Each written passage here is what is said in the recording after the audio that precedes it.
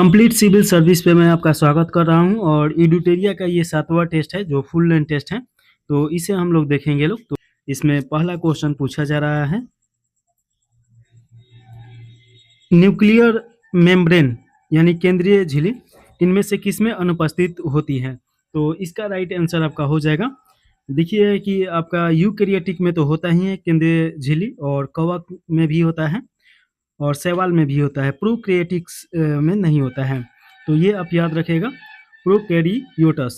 तो option number आपका B सही हो जाएगा। और देखिए कि केंद्रक झिल्ली का मतलब क्या होता है कि जैसे कि आप अगर कोशिका देखिएगा तो कोशिका के बीच में यहाँ पे एक झिल्लीनुमा होता है, और इसके अंतर्गत देखिएगा कि आपका एटीपी और माइटोकॉन्ड्रिया ये पाया जाता है। और ये झिल्ली क्या करता है कि इसमें केंद्र के पास किसको जाना है किसको नहीं जाना है ये तय करता है।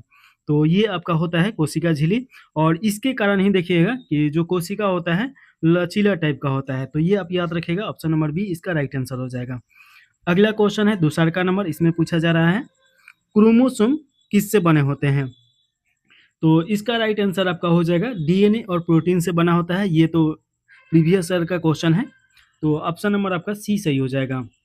देखिए कि जो क्रोमोसोम होता है ऐसे धागे नुमा होता है और इस प्रकार का, और देखिए कि जो केंद्रक में मौजूद होता है और एक पीढ़ी से दूसरा का पीढ़ी तक ये अनुवांशिक जानकारी ले जाता है। तो ये आप याद रखेगा। क्रोमोसोम के रासायनिक संरचना का बात किया जाए तो डीएनए और हिस्टोन प्रोटीन, तो ये आप याद रखेगा, हिस्टोन प्रोटीन ये उसमें पाया जाता है। तो डीएनए और प्रोटीन पाया जाता है। ऑप्शन नंबर सी सही हो जाएगा। अगला क्वेश्चन तीसरा का नंबर है, निम्नलिखित में से कौन गोल्जी उपकरण या गोल्जी काय का एक कार्य है। तो ये याद रखिएगा कि गोल्जी काय के द्वारा ये खोजा गया था, इसीलिए इसे गोल्जी नाम दिया गया। और इसमें अगर देखा जाए तो सामग्रियों की पैकिंग और स्राव ये करता है। तो ऑप्शन नंबर सी सही हो जाएगा। गोल्जी उपकरण प्रोटीन की संश्लेषित, संचित और पैक करने का कार्य करता है। यह लाइसोसोम के निर्माण और स्रावन में भी मदद करता है। तो ये याद रखेगा। तो ये आपको से पूछ सकता है कि इसका कार्य क्या होता है। तो देखिए कि ये पैकिंग करता है। तो ये आपका ऑप्शन नंबर सी सही हो जाएगा। अगला क्वेश्चन है चौथा नंबर, निम्नलिखित कोशिका अंगों और उसके सही कार्यों के मिलान करना है। तो देखिएगा इसमें आपका एक तरफ कोशिकांक दिया गया है यानी कोशिका के अंग, और एक तरफ उसका कार्य दिया गया है। कोशिकांक का मतलब क्या होता है, कोशिका का अंग होता है। इसमें आपका माइटोकॉन्ड्रिया दिया गया है। तो माइटोकॉन्ड्रिया के खोजकर्ता कौन है, अल्टमैन है, ये तो आपको पता ही होगा। और माइटोकॉन्ड्रिया कोशिका के पावर हाउस के नाम से जाना जाता है। तो ये आप याद रखिएगा। देखिए कि एक आपका ये एटीपी संश्लेषण करता है, और एटीपी जानते ही हैं कि ये ग्लूकोज में तोड़ता है और यहाँ से शक्ति मिलता है कोशिका को। लाइसोसोम देखिएगा कि ये आपका जितना खराब कोशिका होता है उसको यहाँ पे ये जला देता है। इसे आत्महत्या के थैली भी बोला जाता है। तो इसका हो जाएगा अंत कोशीय पाचन ये करता है, और कभी कभी देखिएगा कि अच्छा कोशिका को भी पाचन कर देता है, इसीलिए इसे आत्महत्या के थैली के रूप में जाना जाता है। राइबोसोम देखिएगा कि इसका क्या क्या रहता है, प्रोटीन संश्लेषण। और चिकना ईआर ये हो जाएगा लिपिड संश्लेषण। तो देखिए कि एक का आपका बी हो जाएगा, दो का आपका ए हो जाएगा। तो एक का बी, दो का ए, तो ये कट गया, ये कट गया, ये कट गया। ऑप्शन नंबर आपका सी सही हो जाएगा। अगला क्वेश्चन है पांचवा नंबर कोशिका क्वेश्चन है, वह कोशिकांग, कोशिकांग मतलब कोशिका का अंग जिसमें उसका अपना डीएनए होता है और जिसके बारे में माना जाता है कि उसकी उत्पत्ति एंडोसिम्बायोटिक बैक्टीरिया से हुई है, वो कौन सा है। तो इसका राइट आंसर आपका हो जाएगा माइटोकॉन्ड्रिया और हरित लवक हो जाएगा। तो माइटोकॉन्ड्रिया के बारे में अभी हम बताए हैं, माइटोकॉन्ड्रिया पावर हाउस के रूप में काम करता है। हरित लवक जो होता है पेड़ पौधे में जो उनका कलर होता है, देखिए कि फूल आपका लाल पीला बहुत सारा रंग का होता है, बैगनी। तो उसमें ये हरित लवक जो पत्ता का हरा रंग होता है उसके लिए उत्तरदायी होता है। इसका राइट आंसर आपका बी सही हो जाएगा। अगला क्वेश्चन है, वह प्रक्रिया जिसके द्वारा डीएनए टेम्पलेट से एमआरए का संश्लेषण होता है क्या कहलाता है। तो इस प्रक्रिया को बोला जाता है अनुलेखन। तो ऑप्शन नंबर आपका सी सही हो जाएगा।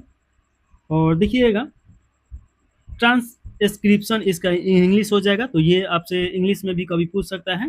तो अनुलेखन मतलब ट्रांसक्रिप्शन, जिसमें देखिए कि डीएनए की अनुवांशिक जानकारी को mRNA के रूप में प्रतिलिपि बनाई जाती है और यह प्रक्रिया कोशिका के केंद्रक में होती है। तो ये आप थोड़ा सा याद रखिएगा। चलिए 7वां नंबर क्वेश्चन देखें। कोशिका में सेंट्रियो के बारे में निम्नलिखित में से कौन सा कथन सही है? पहला में दिया गया है कि कोशिका विभाजन कोशिका में सेंट्रियोल का मुख्य कार्य है, एकदम सही है।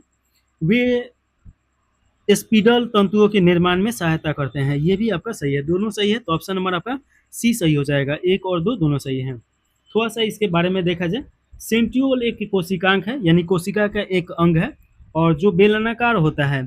तो इस प्रकार ये रहता है, इस प्रकार। और देखिए कि ट्यूबुलिन नामक प्रोटीन से बना होता है। ये आमतौर पर कोशिका द्रव में केंद्रक के पास सेंट्रियोसोम नामक क्षेत्र में जोड़े में पाए जाते हैं। तो ये आप थोड़ा सा याद रखेगा।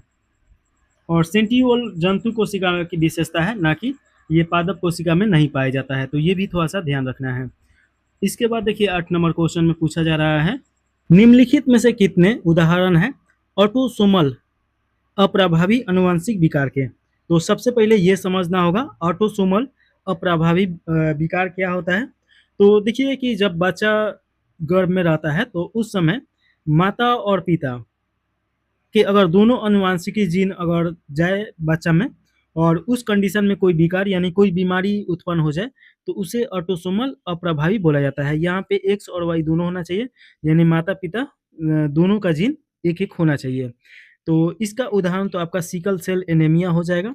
और ऐसा विकार जो सिर्फ एक्स या सिर्फ वाई से भी उत्पन्न हो जाए, यानी कि माता या पिता में से भी एक का कोई जीन चला जाए तो उत्पन्न हो जाए, तो ऐसे बीमारी हंटिंगटन रोग और एकोड्रोफालियसिया और मार्फिंग सिंड्रोम इसका उदाहरण है। तो इसका राइट आंसर तो आपका केवल एक हो जाएगा, तो ऑप्शन नंबर ए सही हो जाएगा। अगला क्वेश्चन है प्रतिकृति। तो रिप्लिकेशन इसका इंग्लिश हो जाएगा के दौरान बढ़ते डीएनए स्ट्रैंड में न्यूक्लियोटाइड जोड़ने के लिए कौन सा एंजाइम जिम्मेवार होता है? तो इसमें देखिए कि कौन सा एंजाइम हो जाएगा। तो इसका राइट आंसर डीएनए पॉलीमेरेज हो जाएगा। तो ऑप्शन नंबर आपका सी सही है। देखिए कि आपका डीएनए प्रतिकृति वह प्रक्रिया है जिसमें कोशिका विभाजन के दौरान एक दोहरे स्टैंड वाले डीएनए अणु की प्रतिलिपि बनकर दो समान डीएनए अणु बनाते हैं। तो जिसे कि देखिए मान लीजिए कि ये कोशिका है, तो कोशिका का विभाजन कैसे होता है? कोशिका में से ही एक दूसरा कोशिका बनता है, तो इसी को कोशिका विभाजन बोला जाता है। और इस समय देखिए कि जो ये रहता है दोहरे स्टैंड वाले डीएनए अणु की प्रतिलिपि बनकर दो समान डीएनए अणु बनता है। तो इसमें से आपका डीएनए इसमें जाएगा, तो इसमें से इसमें प्रदान होगा और फिर वो बड़ा होगा, फिर उसमें से टूट के बनेगा। तो ये प्रक्रिया होता है, तो इससे आपका राइट आंसर सी सही हो जाएगा। अगला क्वेश्चन है 10वां नंबर, निम्नलिखित वैज्ञानिकों का कोशिका जीव विज्ञान में उनके योगदान से मिलान करना है। एक तरफ आपका वैज्ञानिक दिया गया है और एक तरफ उनका योगदान दिया गया है। तो रॉबर्ट हुक के बारे में तो आप जानते ही होंगे। ये कोशिका शब्द इनके द्वारा बताया गया था, यानी गढ़ा गया था। तो एक का बी हो जाएगा। और एंटनी वोल्क ल्यूनहर्क, इनके बारे में हमेशा वन ल्यूखर्क देता है, तो इनका पूरा नाम एंटनी वन ल्यूखर्क दिया गया है। और ये देखिएगा कि इसका क्या हो जाएगा। तो इसका हो जाएगा जीवित कोशिकाओं की खोज किए थे, इनके द्वारा किया गया था। तो बी 2 का ए हो जाएगा। रिडोल्फ विर्चो, इनके द्वारा क्या किया गया था? तो इनके द्वारा प्रस्तावित है कि सभी कोशिकाएं पहले से मौजूद कोशिकाएं से उत्पन्न होती है। तो ये सिद्धांत इनके द्वारा दिया गया था। और कैमियो गोल्जी के द्वारा गोल्जी उपकरण की खोज किया गया था, जो कि देखिएगा कि ये कोशिका में पैकिंग का काम करता है। तो ये आपको याद ही होगा। तो इस प्रकार देखिएगा कि एक का आपका बी हो जाएगा और 2 का ए हो जाएगा। तो ये आपका कट गया, ये कट गया। और सी का आपका 3 का सी हो जाएगा और डी का 4 हो जाएगा। तो ये भी कट गया, ऑप्शन नंबर ए सही हो जाएगा। अगला क्वेश्चन देखिएगा, आरएनए के बारे में निम्नलिखित में से कौन सा कथन गलत है? तो इसमें गलत कथन बताना है। तो पहला में दिया गया है आरएनए में डीऑक्सीराइबोज शर्करा होती है। ये आपका देखिएगा, तो इसमें देखिए कि आरएनए में डीऑक्सीराइबोज शर्करा होती है, ये आपका गलत हो जाएगा। डीऑक्सीराइबोज नहीं होता है, राइबोज शर्करा इसमें पाया जाता है। तो ये आप ध्यान दीजिएगा, तो ये आपका गलत हो जाएगा। आरएनए हमेशा दोहरी लड़ी वाली होती है, ये भी आपका गलत है। ज़्यादातर चांस रहेगा कि एक लहरी वाला होता है, तो ये आप थोड़ा-सा ध्यान दीजिएगा। आरएनए में थायमिन बेस होता है, थायमिन बेस नहीं होता है, ये आपका यूरेसिल होता है, तो ये थायमिन की जगह पर क्या हो जाएगा, यूरेसिल हो जाएगा।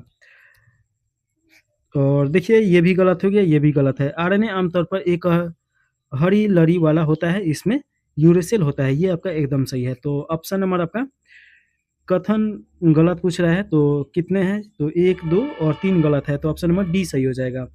अगला क्वेश्चन है 12 नंबर, निम्नलिखित में से कौन सा न्यूक्लियोटाइड्स का घटक नहीं है? न्यूक्लियोटाइड्स के बारे में आप जानते ही होंगे। देखिए न्यूक्लियोटाइड्स न्यूक्लिक एसिड के मूल घटक होते हैं और ये 3 प्रमुख घटकों से मिलकर बने होते हैं, जिसमें एक देखिएगा कि आपका एक फास्फेट समूह होता है, एक पेंटोज शर्करा होता है और एक नाइट्रोजन युक्त बेस होता है। तो इसमें देखिएगा कि आपका ये नाइट्रोजन युक्त बेस, पेंटोज शर्करा और फास्फेट समूह दिया गया है। अमीनो एसिड नहीं होता है, तो ऑप्शन नंबर आपका डी सही हो जाएगा। 12 के बाद 13 नंबर क्वेश्चन है। इसमें पूछा गया है, एक तरफ विकार दिया गया है, एक तरफ उसका कारण दिया गया है, तो ये आपका मिलान करना है। तो देखिएगा कि डाउन सिंड्रोम, ये डाउन सिंड्रोम देखिए कि गुणसूत्रों की ट्राइसोमी हो जाता है, तो ये आपका ए का बी हो जाएगा। जैसे गुणसूत्र कितना होता है, तो आपका 23 जोड़ा होता है और देखिए कि 22 जोड़ा एक्स यानी कि एक्स और वाई मेल हो गया, ये मान लीजिए मेल हो गया और ये फीमेल हो गया। तो इनमें दोनों में 22-22 जोड़ा सामान्य होता है, यानी एक जैसा। जो 23वां जोड़ा होता है, वही लिंग निर्धारण करता है और उसी समय देखिएगा कि जो इसमें जोड़ा जाता है, अगर वो गलत चल गया, तो वहाँ पे आपका डाउन सिंड्रोम हो जाता है। तो ये आप याद रखिएगा। उसके बाद देखिएगा टर्नर सिंड्रोम, ये एक्स गुणसूत्रों की मोनोसोमी होता है, तो यहाँ पे आपका दिया गया है ये अब, तो बी का 3 हो जाएगा। क्लाउड फेंटोल सिंड्रोम, क्लाइनफेल्टर सिंड्रोम, ये आपका देखिएगा कि एक अतिरिक्त गुणसूत्र की उपस्थिति, यानी 46 के जगह पे जब 47 हो जाएगा तब ये बीमारी होगा। और देखिए कि काई टू चैट सिंड्रोम, ये आपका गुणसूत्र 5 के एक भाग का विलोपन होता है, यानी यहाँ पे एक अनुपस्थित होगा तब ये होगा। तो ए का 2 हो जाएगा, ए का बी, अच्छा ए का 2 और ये थोड़ा उल्टा दिया गया है, तो ये इसका 1 का बी हो जाएगा और सी 2 का सी और 3 का डी और 4 के ए, तो ऑप्शन नंबर ए सही हो जाएगा। चलिए अगला क्वेश्चन है, क्रॉसिंग ओवर की प्रक्रिया अर्धसूत्री विभाजन के किस चरण के दौरान होती है? तो इसका राइट आंसर अगर देखा जाए तो ये प्रोफेज उसे बोला जाता है, तो ऑप्शन नंबर ए सही हो जाएगा। अगला क्वेश्चन है, ह्यूमन जीनोम प्रोजेक्ट के संदर्भ में अनुक्रमण के लिए निम्नलिखित में से किस तकनीकी का उपयोग किया गया था? तो इस तकनीकी का नाम आपका बताना है और ये तकनीकी का नाम है चेन टर्मिनल विधि, तो ऑप्शन नंबर आपका बी सही हो जाएगा।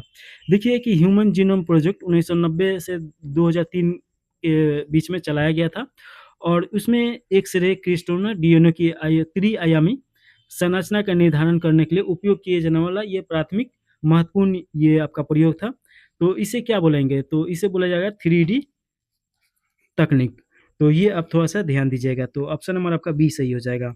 अगला क्वेश्चन है 16 नंबर, कोडन शब्द का तात्पर्य है, तो कोडन शब्द का क्या तात्पर्य है? तो इसका हो जाएगा mRN पर 3 न्यूक्लियोटाइड का एक क्रम जो एक अमीनो एसिड को निर्दिष्ट करता है, तो इसे कोडन बोला जाता है, तो ऑप्शन नंबर बी सही हो जाएगा।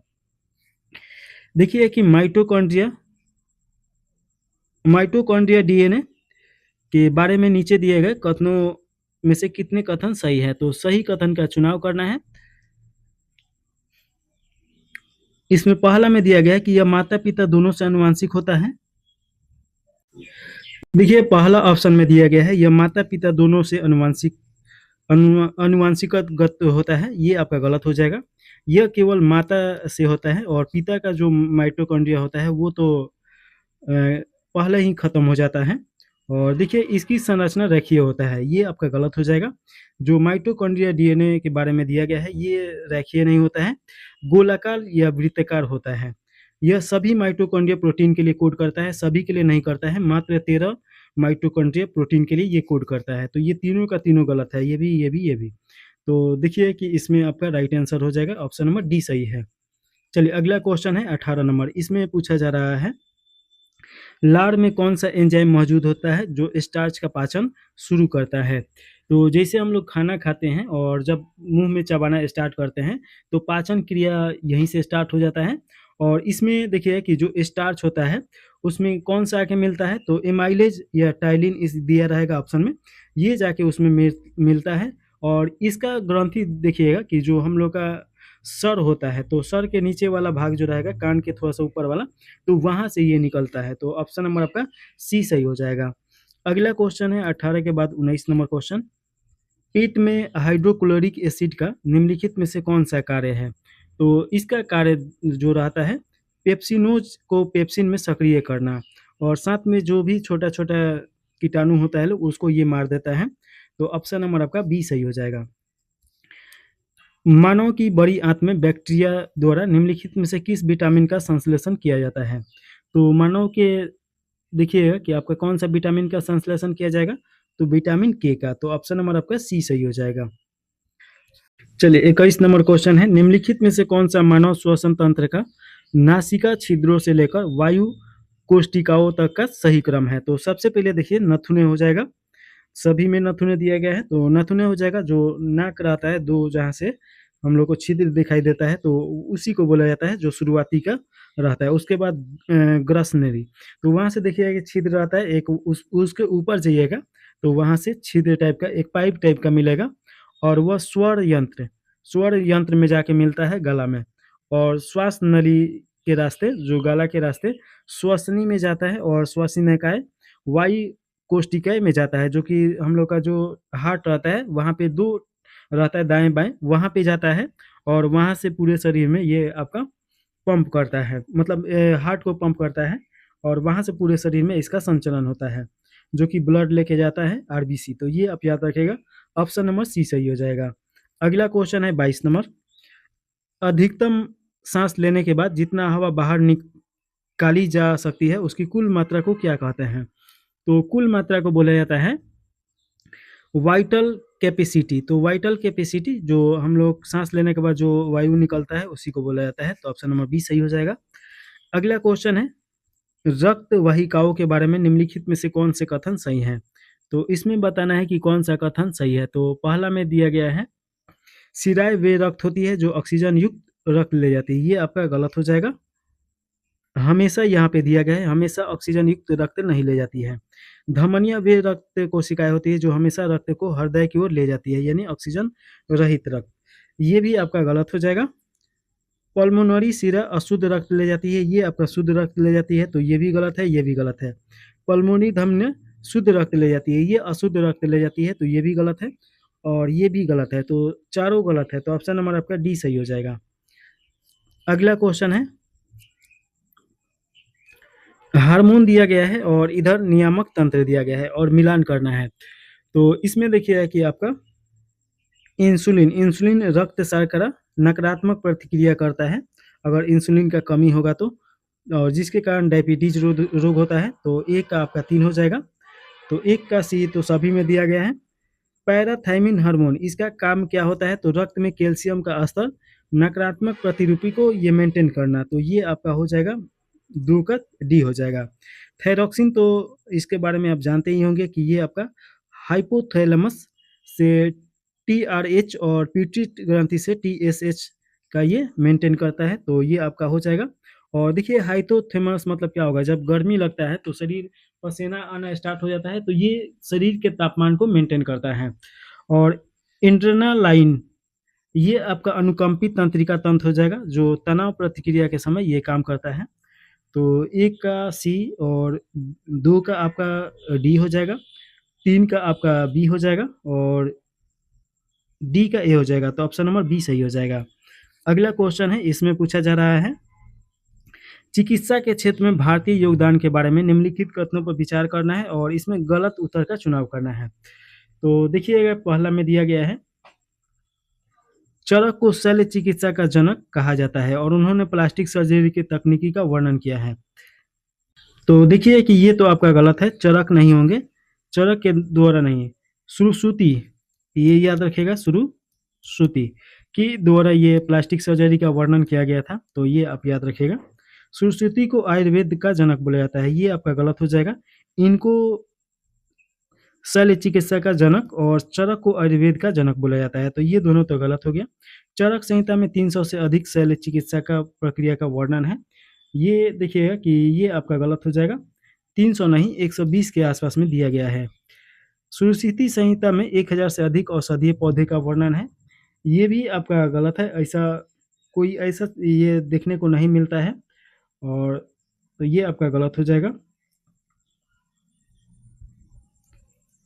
चारों गलत है, तो ऑप्शन नंबर कौन सा हो जाएगा? ऑप्शन नंबर सी सही हो जाएगा, इसमें गलत ही पूछ रहा है, तो ये आपका ऑप्शन नंबर सी सही है, उपयुक्त सभी। अगला क्वेश्चन है 26 नंबर, इसमें अभिकथन और कथन के बारे में दिया गया है।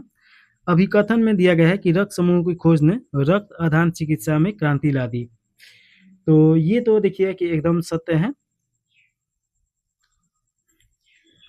कारक में देखिए कि संगत रक्त समूह के आधान से रक्त का थक्का जमना और रक्त कोशिकाओं का टूटना होता है, जो जानलेवा हो सकता है, ये आपका गलत है। तो देखिए कि आपका अभिकथन सही है, लेकिन आपका कारक गलत है, तो इसका राइट आंसर कौन सा हो जाएगा? तो ये सत्य है, आर गलत है, ऑप्शन नंबर सी सही हो जाएगा। अगला क्वेश्चन है, खून के थक्के बनने से रोकने के लिए आमतौर पर किस दवा का इस्तेमाल एंटीकोएगुलेंट यानी ब्लड थिनर के तौर पे किया जाता है? तो ये वारफेरिन हो जाएगा, तो वारफेरिन का उपयोग किया जाता है, ऑप्शन नंबर आपका सी सही हो जाएगा। अगला क्वेश्चन है 28 नंबर, निम्नलिखित में से कौन सा मानव नेत्र की संरचनाओं का सही क्रम है जिससे प्रतिबिंब बनता है? तो इसका राइट आंसर देखिएगा कि आपका प्रतिबिंब बनता है कर्णिका पे पहले, उसके बाद एक्यूम ह्यूमर हो जाएगा, फिर लेंस, फिर विट्रियस ह्यूमर हो जाएगा, फिर रेटिना आ जाएगा, और उसके बाद ऑप्टिकल नर्व आ जाएगा, तो ऑप्शन नंबर आपका सी सही हो जाएगा। चिकित्सा उपकरण के बारे में नीचे दिए गए कथनों में से कितने सही हैं, ये बताना है, तो ये सही कथन का चुनाव करना है। तो पहला में दिया गया है, पहला ऑप्शन में दिया गया है सीटी स्कैन छावनियों को बनाने के लिए एक्स किरणों का इस्तेमाल करता है, एकदम सही है। एमआरआई आयनकारी विकिरण का इस्तेमाल करती है, ये आपका गलत हो जाएगा। देखिए कि जो एमआरआई होता है चुंबकीय क्षेत्र और रेडियो तरंगों का उपयोग करता है, न कि हानिकारक ये किरण है, तो इसका उपयोग नहीं करता है, तो ये याद रखिएगा। अल्ट्रासाउंड रेडियो तरंगों का इस्तेमाल करता है, ये आपका अल्ट्रासाउंड एक्सरे का इस्तेमाल करता है, इसका नाम भी एक्सरे बोला जाता है कि एक्सरे कराना है, कभी ना कभी आप सुने होंगे, तो ये दोनों गलत हो गया। कोमल उत्तक को देखने के लिए एक्सरे का उपयोग करता है, ये आपका गलत हो जाएगा। तो देखिए कि इसमें केवल एक सही है, तो ऑप्शन नंबर ए सही हो जाएगा। अगला क्वेश्चन है, मस्तिष्क का भाग और उसका कार्य दिया गया है, और यहाँ पे मिलान करना है। तो देखिए कि पहला में दिया गया है प्रमस्तिष्क, तो प्रमस्तिष्क के बारे में जानते ही हैं कि उच्च मानसिक कार्यों जैसे स्मृति, बुद्धि और चेतना के लिए उत्तरदायी होता है, तो एक का आपका डी हो जाएगा।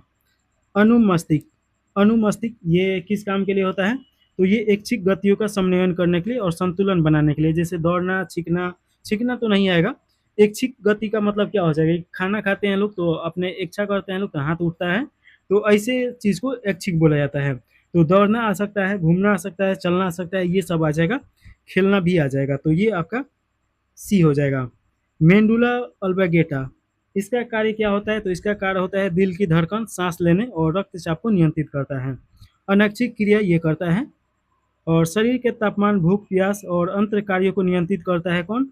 तो हाइपोथैलम करता है, तो ये आपका बी हो जाएगा। तो देखिए कि यहाँ पे ऑप्शन नंबर आपका ए सही हो जाएगा।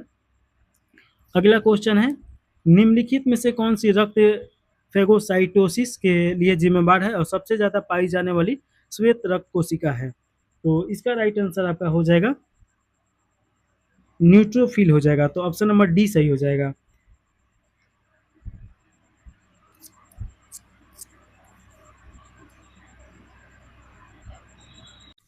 चलिए 31 के बाद आपका 32 नंबर क्वेश्चन है, निम्नलिखित में से कौन सा पादप जगत का सरल से जटिल की ओर सही क्रम है? तो इसमें सरल से जटिल की ओर बताना है, तो देखिए कि पहला में दिया गया है थैलोफाइटा, ब्रायोफाइटा, टेरिडोफाइटा और जीमोस्पर्म और एंजियोफाइटा हो जाएगा। तो ये आपका सरल से जटिल हो जाएगा, तो ऑप्शन नंबर ए सही हो जाएगा। तो ये आप थोड़ा सा याद रखिएगा। थोड़ा सा इसके बारे में देख लिया जाए। देखिए कि थैलोफाइटा पादप जगत का एक प्रभाव होता है जिसमें पादप जीवन के ऐसे आदिम रूप शामिल होता है जो शरीर सरल होता है। इसमें देखिए कि शरीर जड़, तना और पत्तियों में विभाजित नहीं होता है। इसमें मुख्य रूप से शैवाल शामिल हैं, तो ये तीनों में विभाजित नहीं होता है। ब्रायोफाइटा के बारे में देखा जाए तो ये बिना फूल वाले पौधे होते हैं। इन्हें पादप जगत का उभयचर भी बोला जाता है क्योंकि ये नमी और छायादार स्थानों पर पाए जाते हैं, लेकिन अपने लैंगिक प्रजनन के लिए जल पे निर्भर करते हैं, यानी कि ये आपका जल में भी पाया जाएगा और जमीन पे भी। टेरिडोफाइटा के बारे में देखा जाए तो ऐसे संवहनीय पौधे होते हैं जो बीजाणुओं के माध्यम से प्रजनन करते हैं। इसमें फूल और बीज नहीं बनते हैं, इसलिए इसे क्रिप्टोगैस भी कहा जाता है। और जीमोस्पर्म के बारे में ये तो आप जानते ही होंगे कि पौधे में बीज जो बनते हैं परंतु वे नग्न होते हैं, यानी फल के अंदर बंद रहते हैं। ओह सॉरी, बंद नहीं रहते हैं, जिससे आपका काइकस हो जाएगा। ये सब आपका हो जाएगा। और एंजियोस्पर्म में सबसे विकसित और जटिल पौधे होते हैं। इनके बीज फल के अंदर ढके होते हैं और फूल बाहर की तरफ ये फूल आता है। तो ये ऑप्शन नंबर ए सही हो जाएगा। अगला क्वेश्चन देखिएगा 33 नंबर। निम्नलिखित में से कौन सा जीनोस्पर्म की विशेषता है? तो इसमें देखिएगा कि आपका ये फूल और फल पैदा करते हैं। तो अभी हम लोग देखे हैं लोग कि इसमें फूल और फल नहीं होता है, तो ये गलत हो जाएगा। इनके बीज अंडे के अंदर होता है। जब फूल और फल नहीं होगा तो फिर ये आपका बाहर होता है, अंदर नहीं होता है, तो ये भी गलत है। इनके बीज नग्न होते हैं, एकदम सही है। ये नग्न अवस्था में रहते हैं। साइकस, ये साइकस का जो पौधा होता है जो कि मरुभूमि में मिलता है, तो इसमें देखिए कि इसका उदाहरण हो जाएगा, तो ये सही है। तो ऑप्शन नंबर आपका सी सही है, केवल 3 सही हो जाएगा। अगला क्वेश्चन है निम्नलिखित रोग उनके मध्यवर्ती मेजबान से मिलान करना है। एक तरफ रोग दिया गया है और एक तरफ मेजबान उसका दिया गया है। तो चलिए मिलान किया जाए।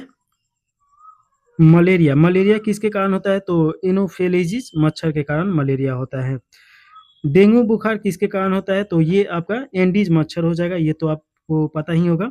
जापानी एन्सेफेलाइटिस ये किसके कारण होता है? तो ये होता है क्यूलिकस मच्छर के कारण। और लीवर फ्लूक या फेसिओलियसिस ये आपका घोंघा के कारण होता है। तो ऑप्शन नंबर आपका ए का बी हो जाएगा, 2 का सी और 3 का ए और डी का 4 हो जाएगा। तो ऑप्शन नंबर बी सही है। अगला क्वेश्चन है निम्नलिखित में से कौन से कार्य आवृत बीजी बीजों में भ्रूण पोषण का नहीं है? तो इसमें कौन सा भ्रूण पोषण के लिए नहीं है? तो इसका राइट आंसर आपका देखिएगा, भ्रूण की रक्षा करना और विकसित हो रहा है भ्रूण को पोषण प्रदान करना, ये आपका गलत हो जाएगा। बीज प्रकरण में सहायता करना और जल की हानि को रोकना, ये आपका हो जाएगा। तो 1, 3 और 4 ऑप्शन नंबर डी सही हो जाएगा। अगला क्वेश्चन है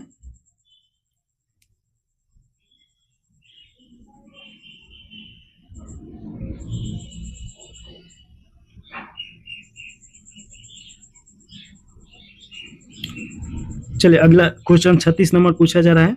निम्नलिखित में से कौन सा कथन टेरिडोफाइटा यानी फर्न की एक विशिष्ट विशेषता है? तो इसमें आपका दिया गया है,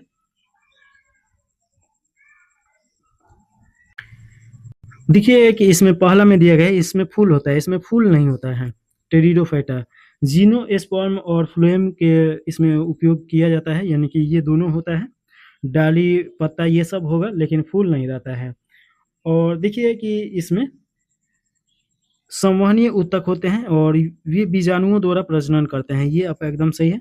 वे निषेचन के लिए पानी पर निर्भर रहते हैं, ये भी आपका सही है। तो इस ये टेरिडोफाइटा फर्न होते हैं, यानी कि इसके पौधे होते हैं। 2 और 3 सही है, तो ऑप्शन नंबर आपका कौन सा हो जाएगा? तो 2 यहाँ पे दिया गया, 3 यहाँ पे दिया गया है, तो बी और सी दोनों सही है, तो ऑप्शन नंबर डी सही हो जाएगा। निम्नलिखित हार्मोन उनके कमी से होने वाले रोगों के साथ मिलान करना है। एक तरफ हार्मोन दिया गया है और एक तरफ अभिभाज्य रोग दिया गया है। तो देखिए कि इसका राइट आंसर आपका हो जाएगा, इंसुलिन के कमी से मधुमेह रोग होता है, ये तो आप जानते ही हैं। और थायरॉक्सिन के कमी के कारण कौन सा रोग होगा? तो ग्वाइटर हो जाएगा, जो कि आपका जो गर्दन होता है वहाँ पे देखिए कि गठिया टाइप का बन जाता है। अब तो ये रोग लगभग खत्म हो चुका है। और ग्रोथ हार्मोन देखिए कि ये आपका एक्रोमीगेली है, तो ये आपका 3 का सी हो जाएगा। और देखिए कि पैराथायरॉक्सिन हार्मोन, ये टेटनी हाइपोक्लोसेमिया में काम करता है। और एडोएल्स्टोन एडोल्ट एडोल्टेस्टेरोन, ये एडिशन रोग यानी कोर्टिसोल के साथ ये कार्य करता है, तो ये 5 का ई हो जाएगा। तो मिलान किया जाए तो देखिए कि एक का भी आपका इसमें नहीं दिया गया है, ये काट दीजिए। फिर आपका 2 का ए दिया गया है, तो तीनों में है। उसके बाद देखिए 3 के सी, 4 के डी, 5 के ई, ऑप्शन नंबर सी में दिया गया है, तो राइट आंसर सी सही है। अगला क्वेश्चन है, निम्नलिखित में से कौन सा ज़ेरोफाइटा की एक विशिष्ट विशेषता है? तो इसका राइट आंसर हो जाएगा आपका,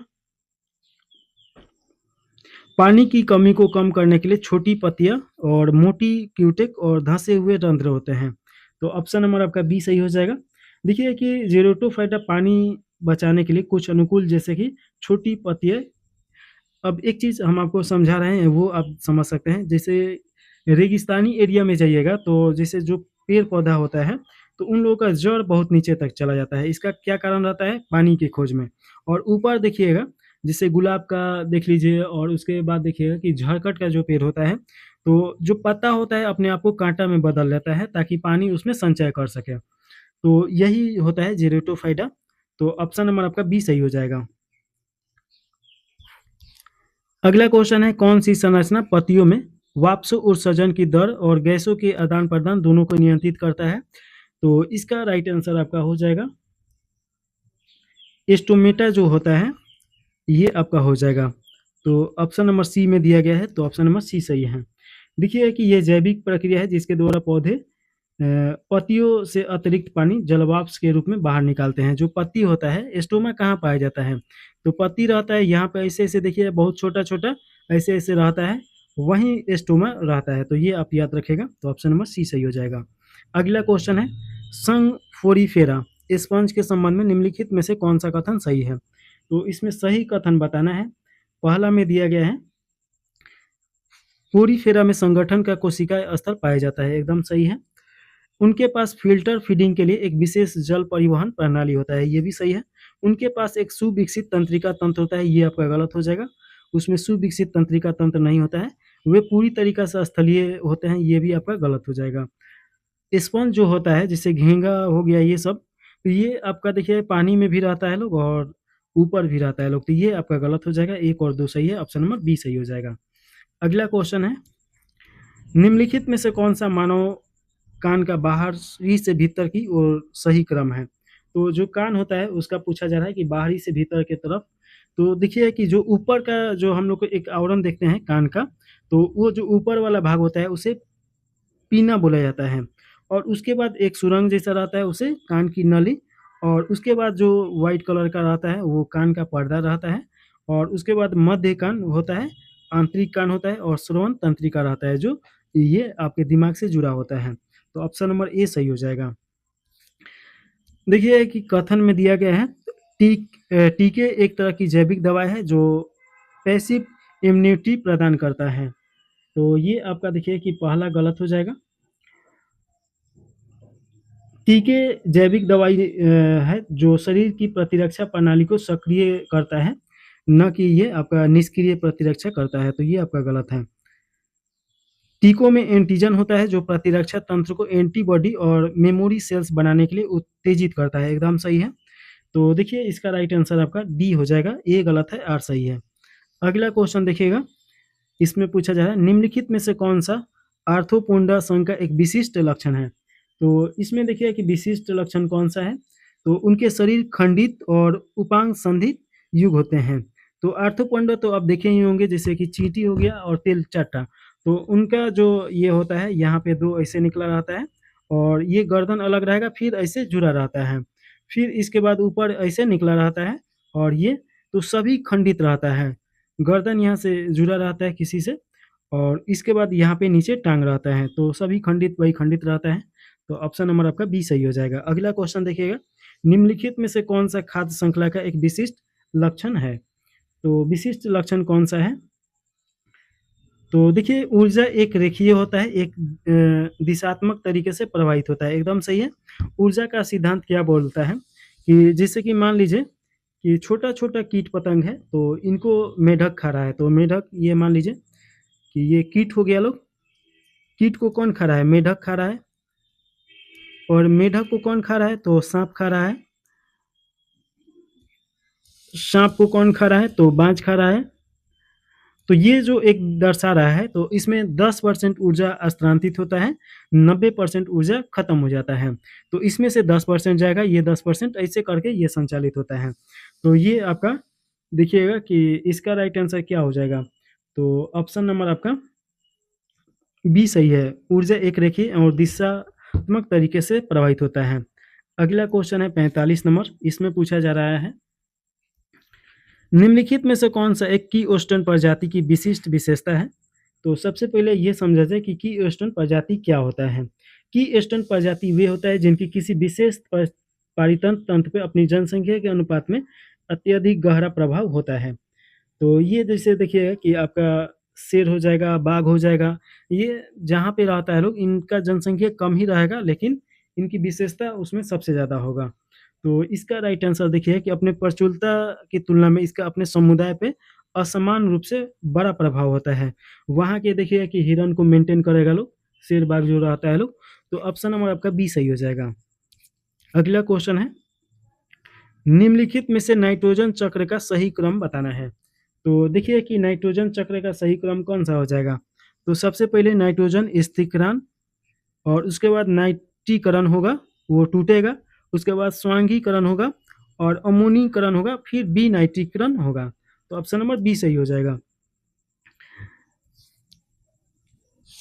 निम्नलिखित में से कौन सा किंगडम फंगी यानी कवक जगत का सदस्य नहीं है? तो इसमें बताना है कि कवक जगत का सदस्य कौन सा नहीं है। तो पहला में देखिएगा कि ईस्ट दिया है, तो ईस्ट तो होगा ही होगा, मशरूम भी होगा, पेनिसिलिन भी होगा, और देखिए कि ये पाइगोराइरा ये नहीं होगा, तो पाइरोगाइरा ये आपका नहीं होगा, तो ऑप्शन नंबर डी सही हो जाएगा।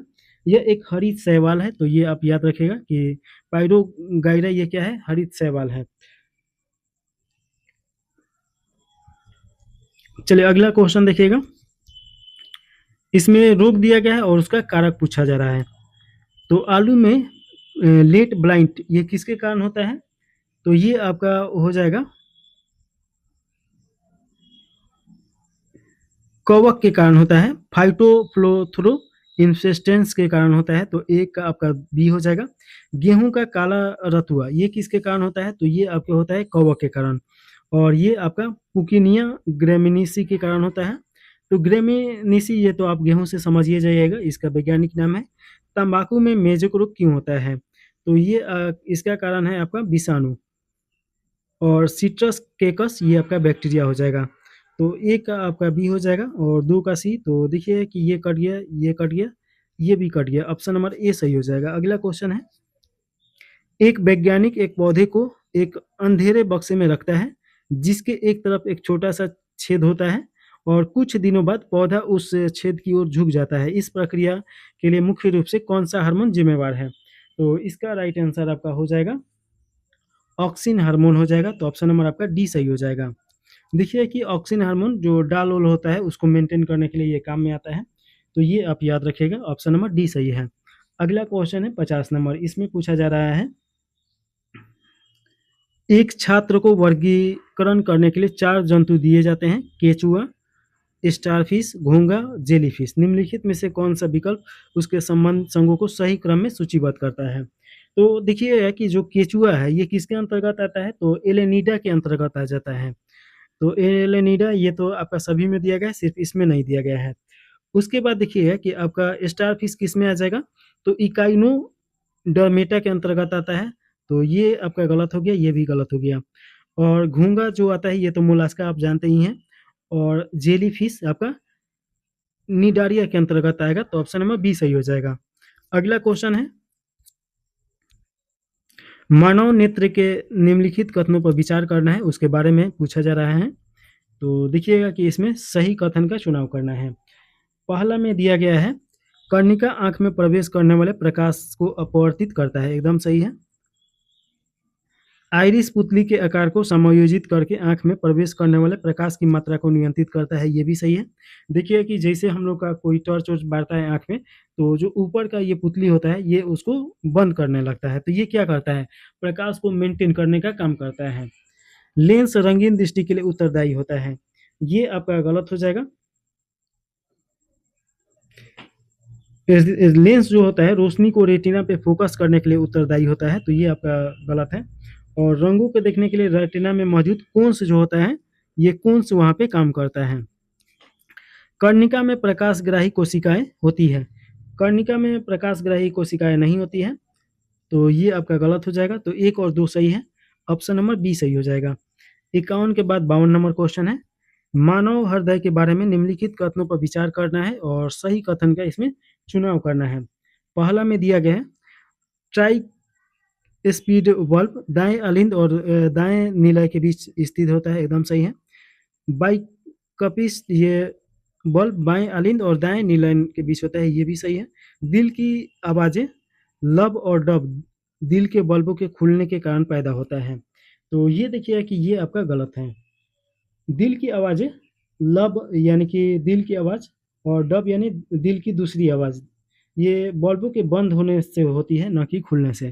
तो जैसे कि आप कोई भी चीज़ है तो जब उसको खोलते हैं तो वो आवाज़ नहीं करता है, और जैसे बंद कीजिएगा तो वो आवाज़ करेगा, तो वही हो जाएगा। तो 1 और 2 यहाँ पे आपका ऑप्शन नंबर सी सही है। अगला क्वेश्चन देखिएगा 53 नंबर इसमें पूछा जा रहा है, निम्नलिखित में से रक्त के थक्के जमने के क्रम में सही अनुक्रम कौन सा होगा। तो इसमें देखिए कि सबसे पहले तो थ्रोम्बोप्लास्टिक, ये तो आप जानते ही होंगे कि ये तो आएगा ही आएगा, तो ये आपका गलत है, ये गलत है। यहाँ पे उसके बाद प्रोथोबिन आता है, तो ये आपका थ्रोम्बोप्लास्टिक, प्रोथोबिन और थ्रोबिन, उसके बाद फाइब्रिनोज हो जाएगा और उसके बाद फाइब्रिन हो जाएगा। तो जैसे कि रक्त कहीं पे कटता है तो देखिए कि एक लेयर जमता है और वही इस प्रक्रिया के कारण होता है, तो ऑप्शन नंबर सी सही है। अगला क्वेश्चन है, निम्नलिखित में से कौन सा समरूप अंगों का उदाहरण है। तो समरूप अंगों का उदाहरण कौन सा है, तो इसमें देखिएगा कि जो तितली का पंख होता है और पक्षी के पंख, तो ऑप्शन नंबर आपका बी सही हो जाएगा। पादप जगत के बारे में निम्नलिखित कथनों पर विचार करना है और इसमें सही कथन का चुनाव करना है। तो पहला में दिया गया है, सभी पौधे स्वपोषी होते हैं, ये आपका गलत हो जाएगा। सभी पौधे स्वपोषी नहीं होते हैं, कुछ ऐसे पौधे हैं जो परपोषी भी होते हैं। आप देख लीजिएगा कि किसी किसी पेड़ पे लतर आता है, तो जो लतर आता है वो परपोषी के अंतर्गत आ जाएगा। पौधे की कोशिका भित्ति सेल्यूलोज से बनी होती है, ये आपका एकदम सही है। पौधे के सभी समूहों में द्विगुणित बीजाणुयुक्त पीढ़ी प्रभावी होता है, ये आपका गलत हो जाएगा। अभी ऊपर हम लोग पढ़े थे लोग, सभी का अलग अलग होता है, तो ये आपका 1 और 3 गलत है, 2 सही है। यहाँ पे देखिएगा चौथा नंबर, पौधे लैंगिंग और अलैंगिक दोनों की प्रकार से प्रजनन करते हैं, ये आपका एकदम सही है। तो 2 और 4 आपका सही है, ऑप्शन नंबर बी सही हो जाएगा। निम्नलिखित में से कौन सा संयोजिक ऊतक का एक प्रकार नहीं है। तो संयोजिक ऊतक का कौन सा प्रकार नहीं है ये पूछा जा रहा है, तो इसका राइट आंसर आपका हो जाएगा रेखीय जो पेशी है, ऑप्शन नंबर डी, ये आपका संयोजिक ऊतक का प्रकार नहीं है, ऑप्शन नंबर डी सही हो जाएगा। देखिए कि संयोजिक ऊतक कोशिकाओं, रेशों और जेल जैसे पदार्थों से बनी संरचना का एक निरंतर नेटवर्क होता है, और ये जो रेखीय पेशी होता है ये आपका अलग होता है। तो हड्डी, उपास्थि और रक्त ये सभी संयोजिक ऊतक के अंतर्गत आ जाएगा, रेखीय पेशी अलग हो जाएगा, तो ऑप्शन नंबर डी सही है। चलिए अगला क्वेश्चन देखिएगा 57 नंबर क्वेश्चन, सेब को डैश फल माना जाता है जिसमें खाने योग्य फल डैश होता है, तो ये हम लोग को बताना है। तो देखिए कि सेब जो होता है एक असत्य फल होता है, और जो हम लोग खाते हैं उसका भाग उसे मसल थैलेमस बोला जाता है, तो ऑप्शन नंबर डी सही हो जाएगा। क्वेश्चन है 57 के बाद 58 नंबर, प्रकाश संश्लेषण के बारे में निम्नलिखित कथनों पर विचार कीजिए और सही उत्तर का चुनाव करना है। तो इसमें देखिएगा पहला में दिया गया है, प्रकाश संश्लेषण केवल हरे पौधे में होता है, ऐसा नहीं है, ये आपका गलत हो जाएगा। सभी प्रकार के पौधे में प्रकाश संश्लेषण होता है। प्रकाश संश्लेषण का मतलब कि पौधे में भोजन तैयार करना है, तो भोजन नहीं तैयार होगा तो फिर पौधा जिएगा लोग कैसे? तो भोजन सभी पौधे में तैयार होता है।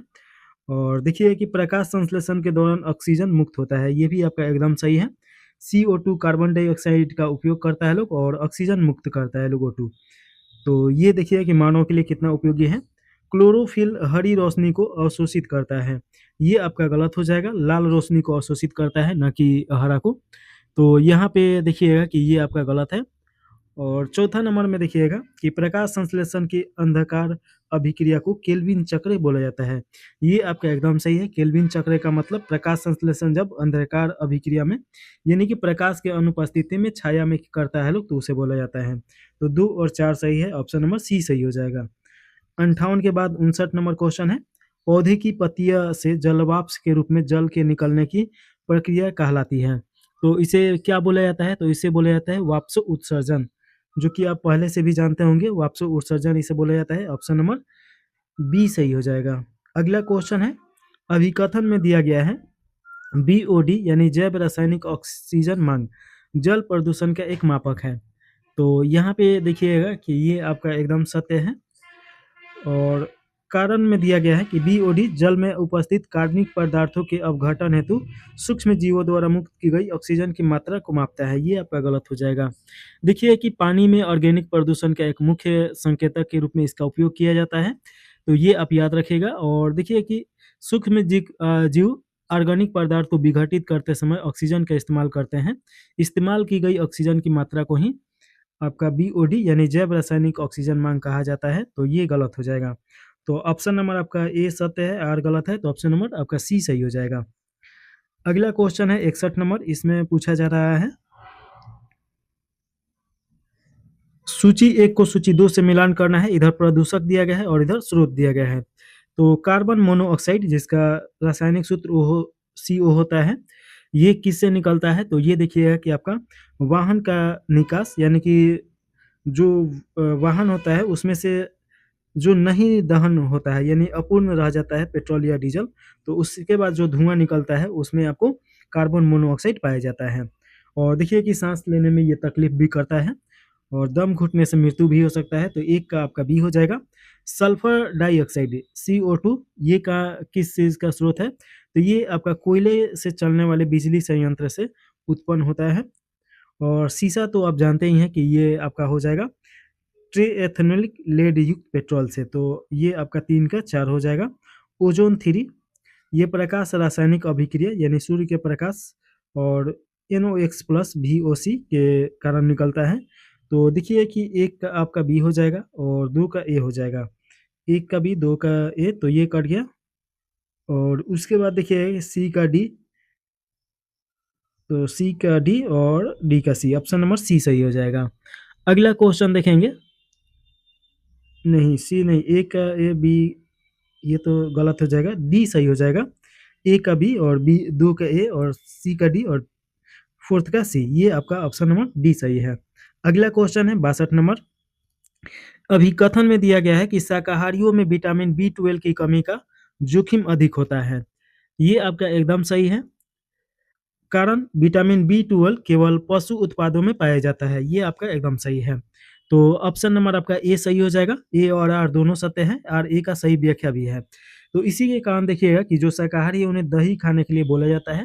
तो दही में देखिएगा कि B12 अच्छा स्रोत होता है, तो इसीलिए शाकाहारी लोगों को दही खाने के लिए बोला जाता है। अगला क्वेश्चन है, वजन के हिसाब से मानव शरीर का सबसे बड़ा अंग कौन सा है? तो इसका राइट आंसर आपका हो जाएगा, ये तो अभी अंदाजा लगा सकते हैं कि वजन के हिसाब से मानव शरीर का सबसे बड़ा अंग आपका त्वचा हो जाएगा। तो ऑप्शन नंबर आपका सी सही हो जाएगा।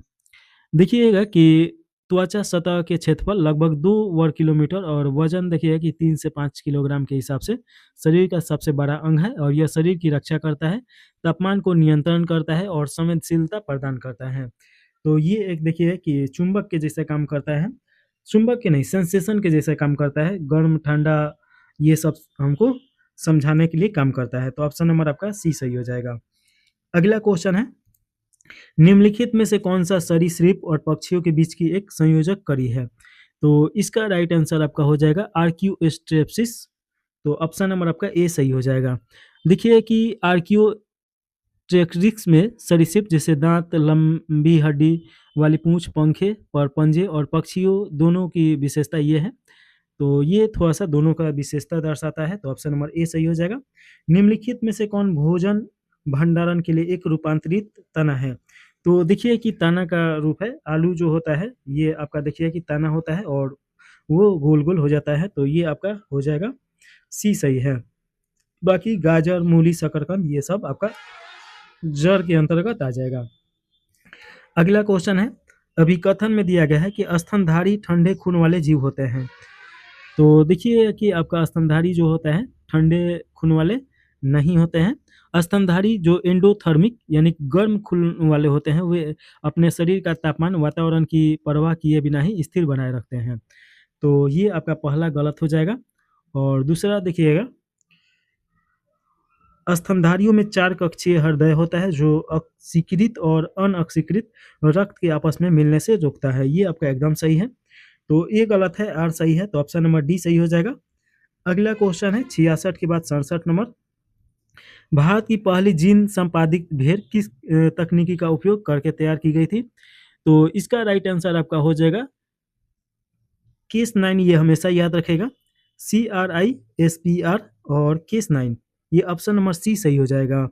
देखिए कि भारत की पहली जीन एडिटेड भेड़ जिसे क्रिस्पर केस 9 तकनीक का इस्तेमाल करके तैयार किया गया था, कश्मीर में बनाई गई और मांसपेशियों की बढ़त को 30% तक बढ़ाने के लिए मायोस्टेनिक जीन की एडिट किया गया था, तो ये आप याद रखिएगा। और आगे देखिएगा, अगला क्वेश्चन है, भारत के पहले अत्याधुनिक पशु स्टेम सेल बायो बैंक का उद्घाटन कहाँ किया गया है? तो इसका राइट आंसर हो जाएगा हैदराबाद में किया गया है, तो ऑप्शन नंबर आपका ए सही हो जाएगा। INIBA Hyderabad, option number A सही है। अगला क्वेश्चन देखिएगा, भारत में जीएम फसल के बारे में निम्नलिखित में से कौन सा कथन गलत है? यानी कि संकर बीज जो होता है उसके बारे में पूछा जा रहा है। तो इसमें देखिएगा, जीएम का मतलब क्या होगा? जेनेटिक मॉडिफाइड हो जाएगा। तो जेनेटिक मॉडिफाइड फसलों को हिंदी में संकर फसल के नाम से जाना जाता है। तो इसमें देखिएगा कि कौन सा कथन गलत है। पहला में दिया गया है, बीटी कपास भारत में खेती के लिए स्वीकृत एकमात्र फसल है, एकदम सही है। बीटी बैगन GEAC द्वारा मंजूर दे दी गई थी, लेकिन उस पर रोक लगा दी गई है, ये भी आपका सही है। शाकाहारी सहिष्णुता जीएम सरसों को व्यावसायिक खेती के लिए पूर्ण रूप से मंजूरी मिला है, अभी पूर्ण रूप से मंजूरी नहीं मिला है, तो ये आपका गलत हो जाएगा। भारत के जैव सुरक्षा नियमों के तहत SDN1 और SDN2 प्रकार की जीनोम एडिटिंग की मंजूरी दे दी गई है, ये भी सही है।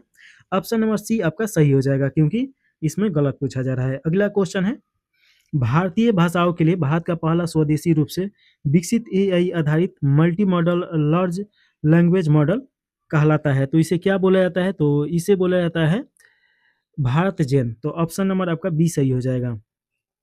भारत जेन क्या है, ये आप याद रखिएगा। भारतीय भाषाओं के लिए भारत का पहला स्वदेशी रूप से विकसित AI आधारित multi modal large language model है। ब्लेचली घोषणा 2023 किससे संबंधित है? तो ये तो सेक्सुअल क्वेश्चन है, ये आपको याद रखना होगा। आर्टिफिशियल इंटेलिजेंस से यानी कि AI से ये संबंधित है, तो ऑप्शन नंबर बी सही हो जाएगा। अगला क्वेश्चन है, इसमें पूछा जा रहा है कि भौतिक का नोबेल 2025 का पुरस्कार किससे संबंधित और खोज के लिए प्रदान किया गया था? तो ये दिया गया था विद्युत परिपथ में क्वांटम टनलिंग के लिए, तो ऑप्शन नंबर बी सही हो जाएगा। गूगल की 7वीं पीढ़ी का टेंसोर प्रोसेसिंग यूनिट जिसे AI मॉडल के प्रदर्शन को बेहतर बनाने के लिए डिजाइन किया गया है, क्या कहलाता है? तो इसे क्या बोला जाता है? तो ये आपका हो जाएगा आयर वुड, ऑप्शन नंबर बी सही हो जाएगा। अगला क्वेश्चन है, अभिकथन और कारक दिया गया है। अभिकथन में देखिए कि RBI द्वारा स्टेबल कॉइन की तुलना में भारत के डिजिटल रुपए को प्रभाविता दी गई है, तो देखिए कि इसका राइट आंसर आपका एकदम सही है। RBI द्वारा स्टेबल कॉइन की तुलना में भारत के डिजिटल रुपए को प्राथमिकता दी गई है, एकदम सही है। CBDC को वैध मुद्रा माना जाता है और ये कई स्टेबल कॉइन्स की तरह बिना किसी विनिमय ढांचे के कार्य करता है, ये भी आपका सही है। ऑप्शन नंबर ए सही हो जाएगा, ए और आर दोनों सही है। चलिए अगला क्वेश्चन है, निम्नलिखित में से कितने कथन सत्य है? सत्य कथन इसमें बताना है। तो देखिए कि पहला में दिया गया है, पहला में दिया गया है कि इलेक्ट्रॉन का प्रतिकण पोजिट्रॉन होता है, एकदम सही है। हिग्स बोसॉन को घोस्ट पार्टिकल कहा जाता है, घोस्ट पार्टिकल नहीं गॉड पार्टिकल बोला जाता है, तो ये आप याद रखिएगा। और देखिएगा तो ये आपका गलत हो जाएगा। तीसरा का देखिए, न्यूट्रॉनो बहुत छोटे सब एटॉमिक कण होते हैं जिन्हें अक्सर गॉड पार्टिकल बोला जाता है, गॉड नहीं घोस्ट पार्टिकल बोला जाता है, तो ये आपका घोस्ट पार्टिकल हो जाएगा। तो ये भी गलत हो गया। एक न्यूट्रॉनो इलेक्ट्रॉन से बहुत मिलते जुलते होते हैं, लेकिन इस पर धनात्मक विद्युत आवेश होता है, धनात्मक नहीं माइनस चार्ज होगा, ऋणात्मक होगा, तो ये भी गलत है। 2, 3, 4 गलत है, एक सही है, तो ऑप्शन नंबर ए हो जाएगा, केवल एक सही है। अगला क्वेश्चन है 76 नंबर। नासा की लूसी मिशन पहला अंतरिक्ष मिशन है जो अन्वेषण करेगा। ये अन्वेषण मतलब किसका, ये खोज करेगा कहाँ पे, तो बृहस्पति के ट्रोजन क्षुद्र ग्रह हो जाएगा, ऑप्शन नंबर आपका बी सही हो जाएगा। तो लूसी मिशन किससे संबंधित है, तो बृहस्पति से संबंधित है, ये याद रखिएगा। अगला क्वेश्चन है सूची 1 को सूची 2 से मिलान करना है, इधर मिशन और उसका उद्देश्य दिया गया है। तो चलिए मिलान किया जाए। देखिएगा कि पहला में दिया गया है एस्ट्रोसेट, एस्ट्रोसेट अनेक तरंगदैर्घ्य का खगोलीय विज्ञान को बोला जाता है। तो एस्ट्रोसेट किसे बोला जाता है, अनेक तरंगदैर्घ्यों पर खगोलीय विज्ञान, एक का बी हो जाएगा। तो ये कट गया, ये भी कट गया। और देखिएगा कि एक्स एक्स पासेट, एक्स पासेट एक्सरे ध्रुवीकरण मापन होता है, तो 2 का आपका 3 हो सी हो जाएगा, ये भी कट गया। आदित्य एल1 ये तो आप जानते ही हैं, आदित्य एल1 सौर अवलोकन से संबंधित है। और स्पारडेक्स ये आपका उपग्रह ड्रॉकिंग प्रदर्शन करेगा, तो फोर्थ का आपका फोर्थ हो जाएगा, ऑप्शन नंबर डी सही है। अगला क्वेश्चन है चंद्रयान 3 के बारे में निम्नलिखित में से कौन सा कथन असत्य है। तो असत्य कथन का चुनाव करना है। पहला में दिया गया है यह चंद्रमा के दक्षिणी ध्रुव के निकट सॉफ्ट लैंडिंग करने वाला विश्व का पहला मिशन बन गया है, एकदम सही है। भारत चंद्रमा पर सॉफ्ट लैंडिंग करने वाला चौथा देश है, ये भी सही है। लैंडिंग स्थल का नाम विक्रम पॉइंट रखा गया है, ये आपका गलत हो जाएगा, विक्रम पॉइंट नहीं रखा गया है। यहाँ पे आपका हो जाएगा शिव शक्ति रखा गया है, तो ये आप याद रखेगा शिव शक्ति। तो यहाँ से क्वेश्चन आएगा, ज्यादा चांस है। स्लिम मिशन के साथ जापान चंद्रमा पर उतरने वाला 5वां देश बनेगा, ये भी आपका सही है, तो ऑप्शन नंबर आपका सी सही हो जाएगा, क्योंकि गलत बताना था। अगला क्वेश्चन है 79 नंबर, इसमें पूछा जा रहा है जेम्स वेब स्पेस टेलीस्कोप के बारे में निम्नलिखित कथनों पर विचार करना है और सही उत्तर का चुनाव करना है। इसमें दिया गया है कि कौन सा सही है, ये बताना है। यह एक परिक्रमा करने वाली पारावैज्ञानिक वेधशाला है, ये आपका एकदम गलत है। देखिएगा कि GWS ये कक्षा में घूम रहा है और इंफ्रारेड ऑब्जेक्टिव कक्षा में, जबकि टेलीस्कोप अल्ट्रावायलेट और विजिबल स्पेक्ट्रम में चीज़ों को देख सकता है, तो ये आपका एकदम गलत है। और यह सूर्य की परिक्रमा तीसरे लैंग्वेज बिंदु पर कर रहा है, ये भी आपका गलत है। देखिए कि ये 1.5 मिलियन किलोमीटर दूर सूर्य की परिक्रमा नहीं कर रहा है, पृथ्वी का परिक्रमा कर रहा है, तो ये भी आपका गलत है। नासा इसे और इसरो द्वारा संयुक्त रूप से लॉन्च किया गया था, ये आपका देखिए कि नासा और ESA के द्वारा लॉन्च किया गया था, इसमें इसरो शामिल नहीं था, तो ये भी गलत हो जाएगा, तीनों गलत है, तो ऑप्शन नंबर डी सही हो जाएगा। अगला क्वेश्चन है 80 नंबर। अभिकथन में देखिए कि रॉकेट के पहले चरण में क्रायोजेनिक इंजन का उपयोग किया जाता है, ये आपका असत्य है। क्रायोजेनिक तकनीकी विज्ञान का वह क्षेत्र है जिसमें द्रवीकृत गैस जैसे पदार्थों को बहुत कम तापमान पे -160 डिग्री या इससे की कम तापमान पे जमा किया जा सकता है, एक जगह जैसे दूसरी जगह ले जाया जा सके, तो ये तो पहला आपका गलत है। देखिए कि इसके बाद जो है पारंपरिक इंजनों की तुलना में क्रायोजेनिक इंजन बेहतर थ्रस्ट और ईंधन दक्षता प्रदान करता है, ये आपका एकदम सही है, तो ऑप्शन नंबर डी सही हो जाएगा, ये गलत है, आर सही है। अगला क्वेश्चन देखिए कि केसलर सिंड्रोम संबंधित है, तो केसलर सिंड्रोम किससे संबंधित है, तो ये अंतरिक्ष के मलबे को बोला जाता है, तो ऑप्शन नंबर ए सही हो जाएगा। अगला क्वेश्चन है निम्नलिखित में से कौन सा कथन गलत है, तो इसमें गलत कथन बताना है। और देखिए पहला में दिया गया है आयरन डोम अमेरिका द्वारा विकसित एक कम दूरी की जमीन से हवा में मार करने वाली मिसाइल रक्षा प्रणाली है, तो ये आपका देखिएगा ये आपका गलत है। तो देखिए कि ये आपका गलत हो जाएगा, क्योंकि ये अमेरिका का नहीं है, इजराइल का है, तो ये आप याद रखेगा ये किसका है, तो इज़राइल का है। और दूसरा का देखिएगा, इसमें terminal high altitude area defence. Third, America द्वारा विकसित एक उन्नत मध्यम दूरी की क्रूज मिसाइल है, ये भी आपका गलत है, ये आपका इंडिया का है। तो दोनों गलत हो गया। तीसरा का देखिए, एस-400 रूस द्वारा विकसित सुदर्शन चक्र प्रोजेक्ट का एक हिस्सा है, जो लंबी दूरी की सतह से हवा में मार करने वाली मिसाइल प्रणाली है, ये आपका एकदम सही है। तो 1 और 2 गलत है, तो ऑप्शन नंबर आपका ए सही हो जाएगा, क्योंकि गलत है इसमें बताना था। अगला क्वेश्चन है, advance medium combat aircraft Bharat का है, ये आपसे पूछा जा रहा है कि ये भारत का है कौन सा पीढ़ी का। तो इसमें देखिए कि ये आपका 5वीं पीढ़ी का लड़ाकू विमान है, तो ऑप्शन नंबर सी सही हो जाएगा। और देखिए कि 4th जनरेशन जो था, इसे मिग 29 F-16 के नाम से जाना जाता है, ये 5th जनरेशन का है। चलिए अगला क्वेश्चन है 84 नंबर। डैश भारत का स्वदेशी हाई किल एंटी ड्रोन सिस्टम है, जिसे ड्रोन के झुंडों को बेअसर करने के लिए डिजाइन किया गया है। तो देखिए कि ये अभी बनाया गया है, जब देखिए कि आपके रसिया यानी रूस और यूक्रेन के बीच युद्ध हो रहा है, उसमें यूक्रेन के देखिएगा कि अटैक जो हो रहा है, वो एकदम क्लस्टर में हो रहा है, छोटा-छोटा ड्रोन के रूप में बहुत सारा। तो ऐसा भारत पे भी हो सकता है, जब चाइना से वार हो या पाकिस्तान से या किसी और भी देश से, तो उस कंडीशन में ऐसे रुकने के लिए बनाया गया है, जिसका नाम है भार्गवास्त्र।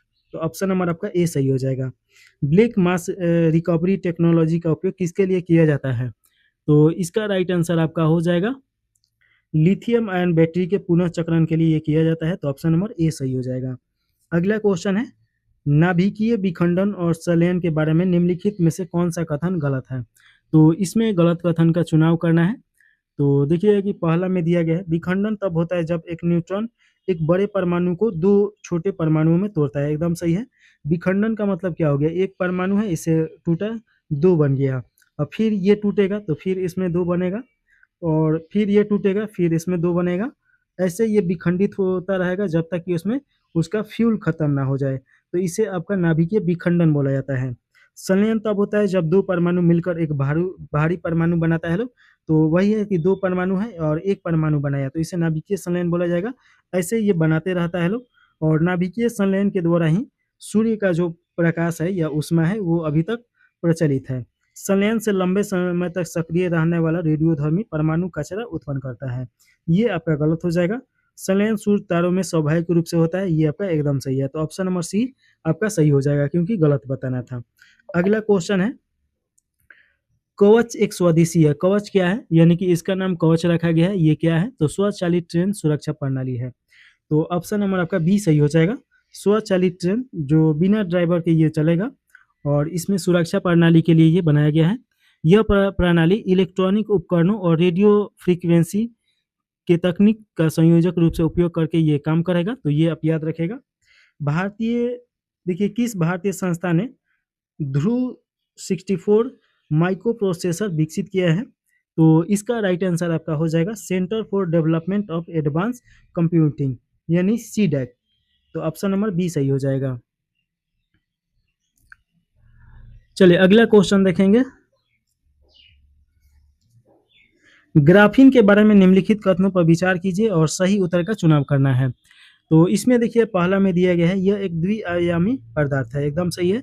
यह कार्बन का एक अपरूप होता है, ये भी आपका सही है। यह विद्युत का कुचालक है, विद्युत का कुचालक नहीं, सुचालक है, तो ये गलत हो जाएगा। इसका उपयोग जल विलयनीकरण और लचीले इलेक्ट्रॉनिक्स में होता है, ये आपका सही हो जाएगा। तो 1, 2 और 4 सही है, ऑप्शन नंबर आपका ए सही हो जाएगा। अगला को कथन देखिएगा, अगला क्वेश्चन 90 नंबर क्वेश्चन है, अग्नि 5 मिसाइल के बारे में निम्नलिखित कथनों में से कौन सा कथन गलत है? तो इसमें गलत कथन बताना है। तो पहला में दिया गया है कि यह परमाणु सक्षम सतह से सतह मार करने वाली क्रूज मिसाइल है, ये क्रूज मिसाइल के अंतर्गत नहीं आता है। ये देखिए कि आपका बैलिस्टिक मिसाइल है, तो ये आप याद रखिएगा, पहला गलत हो गया। यह 3 चरणों वाली लिक्विड नहीं, ठोस फ्यूल है। 3 चरणों में तो ये है, लेकिन ठोस फ्यूल है, तो ये भी गलत है। यह multiple independently targetable re entry vehicle सक्षम प्रणाली है, ये आपका सही है। तो 1 और 2 गलत है। तो ऑप्शन नंबर बी सही हो जाएगा, केवल 2 ऑप्शन गलत है। अगला क्वेश्चन है निम्नलिखित जोड़ा सही सुमेलित है, तो इसमें से बताना है कि कौन-सा सही सुमेलित है। पहला में दिया गया है एनोरेक्सिया, ये नींद संबंधित विकार है। ये देखिए कि एनोरेक्सिया खाने का विकार है, जो डाइटिंग से जुड़ा रहता है, तो ये आपका गलत हो जाएगा, एनोरेक्सिया गलत है। इंसोम्निया, देखिए कि इंसोम्निया ये नींद से जुड़ा विकार है, तो ये आपका इधर दे दिया गया है और ये इसका इधर दे दिया गया है, ये दोनों गलत है। डिस्पेनिया देखिए कि सांस लेने की तकलीफ, एकदम सही है। एनोमेसिया ये आपका गंध की आंशिक या पूर्ण हानि, ये भी आपका सही है। 3 और 4 आपका सही है, तो 3 और 4 किस में दिया गया है? ऑप्शन नंबर ए में, तो ऑप्शन नंबर ए सही हो जाएगा। किसमें परिवर्तन के कारण रंध्र खुलते या बंद होते हैं? तो इसका राइट आंसर आपका हो जाएगा कोशिकाओं में पानी की मात्रा के कारण। तो ऑप्शन नंबर देखिए कि आपका सी में दिया गया है, तो राइट आंसर सी सही हो जाएगा। देखिए कि कोशिकाओं में जल की मात्रा में परिवर्तन के कारण रंध्र खुलते या बंद होते हैं। कोशिकाओं में जल की मात्रा अधिक होने से दाब उत्पन्न होता है, जिससे रंध्र खुल जाती है। इसके विपरीत कोशिकाओं में जल की मात्रा कम होने पर दाब कम हो जाती है, जिसके कारण रंध्र बंद हो जाते हैं। तो ये आप थोड़ा सा ध्यान दीजिएगा, ऑप्शन नंबर आपका सी इसका सही हो जाएगा। अगला क्वेश्चन है पाइन, फर, स्प्रूस, सेडार, लार्च, साइप्रस आदि मशहूर लकड़ी उत्पादक पौधे में बहुत से भारत के पहाड़ी क्षेत्रों में भी पाए जाते हैं। ये सभी क्या कहलाते हैं? यानी कि किस प्रकार के ये पौधे हैं? तो ये अनावृति पौधे हो जाएंगे। तो ऑप्शन नंबर आपका बी सही हो जाएगा, अनावृति बीजी। देखिए कि जिसके बीज फूलों में पनपते और फलों में बंद होने की बजाय छोटी टहनियों या शंकुओं में खुलते और नग्न अवस्था में होता है, उसे अनावृति वृक्ष के रूप में रखा जाता है। इसमें आपका पाइन आ जाएगा, तालिसपत्र हो जाएगा और स्प्रू आ जाएगा, फर आ जाएगा, देवदार, ये सब आ जाएगा। तो ऑप्शन नंबर बी सही है। मानव शरीर के किस अंग में उपकाला कोशिकाएं पाई जाती है? तो देखिए कि उपकाला कोशिका ये आपका, तो सबसे पहले तो ये समझना होगा कि उपकला कोशिका क्या होता है।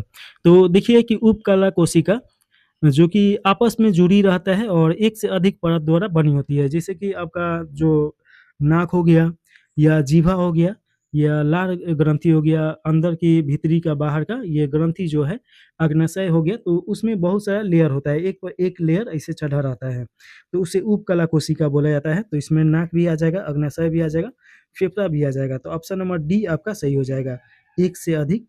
अगला क्वेश्चन है 95 नंबर, निम्नलिखित जैविक उर्वरक का सही उदाहरण कौन सा है? तो तो देखिए कि जैव उर्वरक क्या होता है? तो ये आपका सूक्ष्म जीव होता है लोग, और नमी धारक पदार्थ जैसे घास फूस ये सब होता है लोग, तो उसमें सड़ गल के उसमें जो रसायन होता है वही जैव उर्वरक बोला जाता है, और वो मिट्टी के लिए बहुत ज़्यादा उपजाऊ बनाता है लोग और बहुत अच्छा होता है। इसमें आपका राइजोबियम, जो एस्टोबैक्टर और एजोस्पाइरेमियम, ब्लू ग्रीन शैवाल, ये सब इसमें आ जाएगा। तो इसमें देखिए कि पहला में दिया गया है माइकोरिज़म फंगी, ये आपका एकदम सही है। ब्लू ग्रीन शैवाल ये भी आ जाएगा। बेसिलस थुरिजियम ये आपका नहीं आएगा। ये आपका देखिए कि ये आपका बैक्टीरिया के रूप में आता है, और ये जो जैविक जो ये आपका घास-फूस होता है, उससे निपटने के लिए इसका उपयोग किया जाता है। तो 1 और 2 सही है, तो ऑप्शन नंबर आपका बी सही हो जाएगा। अगला क्वेश्चन है 96 नंबर, इसमें पूछा जा रहा है रक्त कैंसर, जिसे ल्यूकेमिया की रोकथाम में, ये ल्यूकेमिया बोला जाता है, तो रक्त कैंसर की रोकथाम में प्रयोग किए जाने वाला रेडियो समस्थानिक है। तो ये आपका कोबाल्ट 16 हो जाएगा, ऑप्शन नंबर आपका सी सही हो जाएगा। अच्छा, रक्त कैंसर ये आपका सोडियम 24, फास्फोरस 32। देखिए कि फास्फोरस आपका 32 तथा कोबाल्ट 16 दोनों का उपयोग किया जाता है ल्यूकेमिया में, तो ये भी आपका हो जाएगा और ये भी सही है, तो बी और सी दोनों सही है। वहीं पे देखिए कि सोडियम जो 32 है, इसके सोडियम आपका 24 है, इसके द्वारा देखिए कि शरीर में इंजेक्ट करके ट्रेसर के रूप में इस्तेमाल किया जाता है। तो ये ट्रेसर रोग से निपटने में, यानी कि जो गांठ-ओठ जम जाता है जो शरीर के अंदर, उससे निपटने में काम में आता है। तो बी और सी सही है, तो ऑप्शन नंबर आपका डी सही हो जाएगा। तीव्रता और प्रयुक्ता के आधार पर निम्नलिखित में से कौन सा कर्क रोग उत्पन्न कर सकता है तथा उसका उपचार भी कर सकता है। तो ये आपका आयनीकरण विकिरण हो जाएगा, इसके द्वारा उत्पन्न भी हो सकता है और इसका उपचार भी किया जा सकता है। तो ऑप्शन नंबर सी सही हो जाएगा। अगला क्वेश्चन है 98 नंबर, इसमें पूछा जा रहा है निम्नलिखित में से कौन सा युग्म सही सुमेलित नहीं है। इसमें कौन सही सुमेलित नहीं है ये बताना है। पहला में दिया गया है रेटिनॉल जे जीरो फ्लेथेनियम, ये आपका एकदम सही है। टोकोफेरल, टोकोफेरल देखिए कि ये आपका गलत हो जाएगा, ये बेरी बेरी नहीं होगा। टोकोफेरल आपका विटामिन ई को बोला जाता है, इसमें आपका बांझपन बीमारी हो जाता है या गंजापन भी हो जाता है, गंजापन बांझपन और साथ में नपुंसकता आ जाता है। तो ये आप याद रखिएगा, ये आपका विटामिन ई है। साइनोकोबालामिन, साइनोकोबालामिन ये B12 का नाम है और ये इसके कमी से रक्त अल्पता होता है, एकदम सही है। एग्रोकैल्सीफेरॉल, ये आपका कैल्सीफेरॉल विटामिन डी है। तो देखिए कि इसके रिक्टियस होता है इसके कमी से, एकदम सही है। तो ऑप्शन नंबर बी सही हो जाएगा। और देखिए कि बेरी बेरी ये किसके कारण होता है, तो B1 के कमी के कारण होता है। अगला क्वेश्चन देखिएगा, यहाँ पे पूछा जा रहा है मादा एनोफिलीज को मादा क्यूसेक से अलग किया जा सकता है क्योंकि यह बैठती है। यानी कि ये कहाँ बैठती है और ये क्या करती है, तो देखिएगा कि अंध स्तर के साथ एक कोण पर। तो ऑप्शन नंबर बी सही हो जाएगा। देखिए कि मच्छर बीमारियों को संचालित करने वाली एक रोगवाहक कीट है और मादा एनोफिलीज मच्छर मलेरिया को संचालित करती है, वहीं मादा क्यूलेक्स मच्छर फलेरिया को संचालित करती है। तो ये आप याद रखिएगा। और मादा एनोफिलीज सतह से लगभग 45 डिग्री कोण पर बैठती है और मादा क्यूलेक्स अंध स्तर की सतह के समानांतर बैठती है, यानी कि ये नीचे कहीं पे जंगल वंगल में बैठ सकती है। तो ऑप्शन नंबर आपका बी सही हो जाएगा। अगला क्वेश्चन, इरिहाहा टेस्ट, सॉरी इशिहारा टेस्ट किससे संबंधित है। तो ये किससे संबंधित है, तो रंग अंधता से संबंधित है। ऑप्शन नंबर आपका सी सही हो जाएगा। इस टेस्ट में देखिएगा कि रंग अंधता की जांच की जाती है और इसका आविष्कार 1917 में किया गया था। किनके द्वारा किया गया था, तो सिनोब इशिहारा के द्वारा, सिनोब, इसीलिए इसका नाम ये रख दिया गया है। तो इसका राइट आंसर आपका सी सही हो जाएगा। संक्रमण के जवाब में बनने वाली पहली इम्यूनोग्लोबिन की श्रेणी कौन सी है, तो ये आपका हो जाएगा IgM हो जाएगा, IgM, ऑप्शन नंबर सी सही हो जाएगा। देखिए कि इम्यूनोग्लोबिन संक्रमण के प्रति प्रारंभिक चरण में सबसे पहले बनती है, तो ये थोड़ा सा आप याद रखिएगा। मांसपेशियों में दर्द के उपचार में उपयोग किए जाने वाला विकिरण है, तो इसमें किसका उपयोग किया जाता है, तो इंफ्रारेड का किया जाता है, ये तो आप भी जानते होंगे। ऑप्शन नंबर आपका ए सही हो जाएगा। अगला क्वेश्चन है शैवाल और कवक के मिलने से लाइकेन बनते हैं जिसे कहते हैं, तो इससे इस लाइकेन को क्या बोला जाता है, तो म्यूचियलिज्म बोला जाता है। तो ऑप्शन नंबर आपका बी सही हो जाएगा। और लाइकेन देखिए कि वायु प्रदूषण के सूचक के रूप में भी उपयोग किया जाता है। कंधे पर पाए जाने वाला जोर डैश में भी पाया जाता है, तो कंधे पे जो जोर पाया जाता है वो नितंब में भी पाया जाएगा। तो ऑप्शन नंबर आपका बी सही हो जाएगा। अगला क्वेश्चन है निम्नलिखित में से कौन सा एक एंटीबायोटिक नहीं है, तो इसमें एंटीबायोटिक कौन सा नहीं है, तो पेनिसिलिन का तो नाम आप बार बार सुने होंगे, ये तो आपका एंटीबायोटिक है ही। ये आपका एरिथ्रोमिसाइनिन भी है और टेट्रासाइक्लिन भी है और ये भी है। तो ऑक्सीटोक्सिन जो है ये हार्मोन एक है, तो ये आपका हो जाएगा, ऑप्शन नंबर बी सही है। बिहार बजट 2026-27 के संदर्भ में निम्नलिखित कथनों पर विचार करना है और सत्य कथन का चयन करना है। पहला में दिया गया है कि बजट का आकार पिछले वर्ष की तुलना में 30,000 करोड़ अधिक है, एकदम सही है। 30,000 से ज़्यादा है थोड़ा सा। बिहार राजस्व अधिशेष वाला राज्य है, ये भी सही है। राजकोषीय घाटा निर्धारित सीमा के अंदर है, ये भी सही है। तीनों सही है, तो ऑप्शन नंबर डी सही हो जाएगा। अगला क्वेश्चन है भारतीय अंतरिक्ष अनुसंधान संगठन इसरो द्वारा निम्न में से बिहार के किन जिलों में अत्याधुनिक डॉपलर वेदर रडार स्थापित किया जाएगा, तो इसका राइट आंसर आपका हो जाएगा भागलपुर और पश्चिम चंपारण। ऑप्शन नंबर आपका सी सही हो जाएगा। तो ये भागलपुर और पश्चिम चंपारण में किया जाएगा। अगला क्वेश्चन है बिहार सिविल न्यायिक विधेयक 2026 के संबंध में असत्य कथन का चयन करना है। तो इसमें असत्य कथन कौन सा है ये बताना है। पहला में दिया गया है कि यह विधेयक बिहार विधानसभा के बजट सत्र 2026 में पारित किया गया है, एकदम सही है। यह कानून लगभग 139 साल पुराने बंगाल अगरा असम सिविल कोर्ट अधिनियम 1887 का स्थान लेगा, ये भी सही है। अब राज्य की सभी सिविल अदालतें पटना उच्च न्यायालय के प्रशासनिक नियंत्रण और अधीक्षण के अधीन कार्य करेगी, ये भी सही है। तो ये तीनों सही है, तो ये गलत हो जाएगा। तो ऑप्शन नंबर डी आपका राइट आंसर होगा। अगला क्वेश्चन है, बिहार आर्थिक सर्वेक्षण 2025-26 के अनुसार सत्य कथन का चयन करना है। तो इसमें देखिएगा कि कौन सा सत्य कथन है ये बताना है। भारत के कुल सड़क नेटवर्क में बिहार की हिस्सेदारी 5.5% है, एकदम सही है।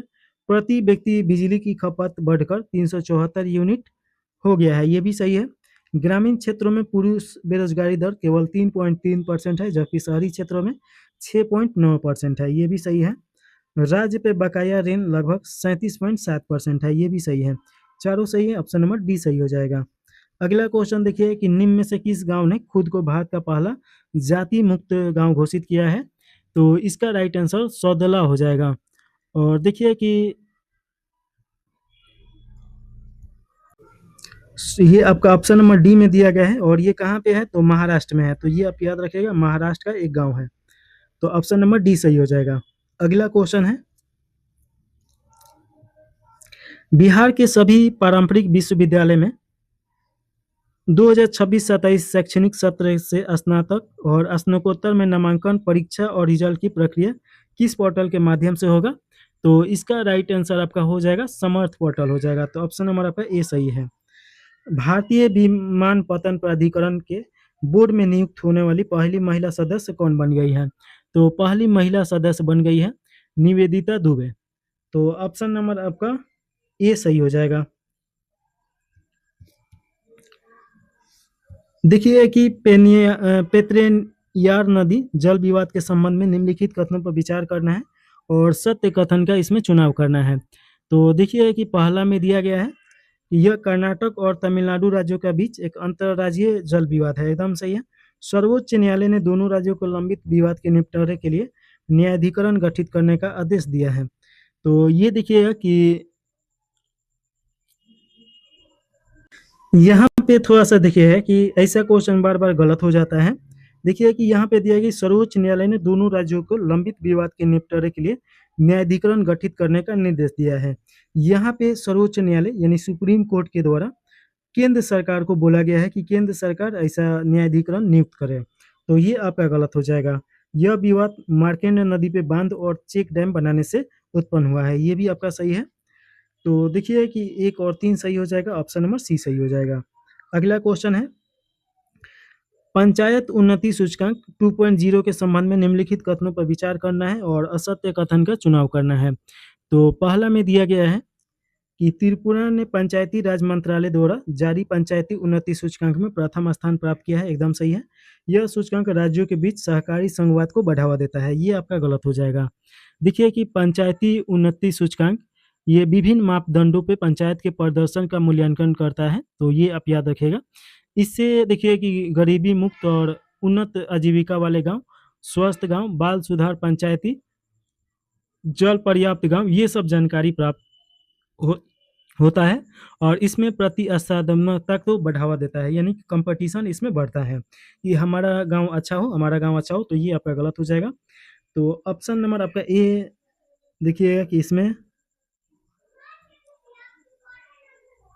असत्य पूछ रहा है, तो ऑप्शन नंबर बी सही हो जाएगा।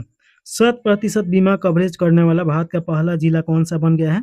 तो ये आपका अलवर बन गया है, जो कि आपका राजस्थान में पड़ेगा। तो ये आप ध्यान दीजिएगा। तो ऑप्शन नंबर आपका सी सही हो जाएगा। अगला क्वेश्चन देखिएगा कि 16 नंबर क्वेश्चन है,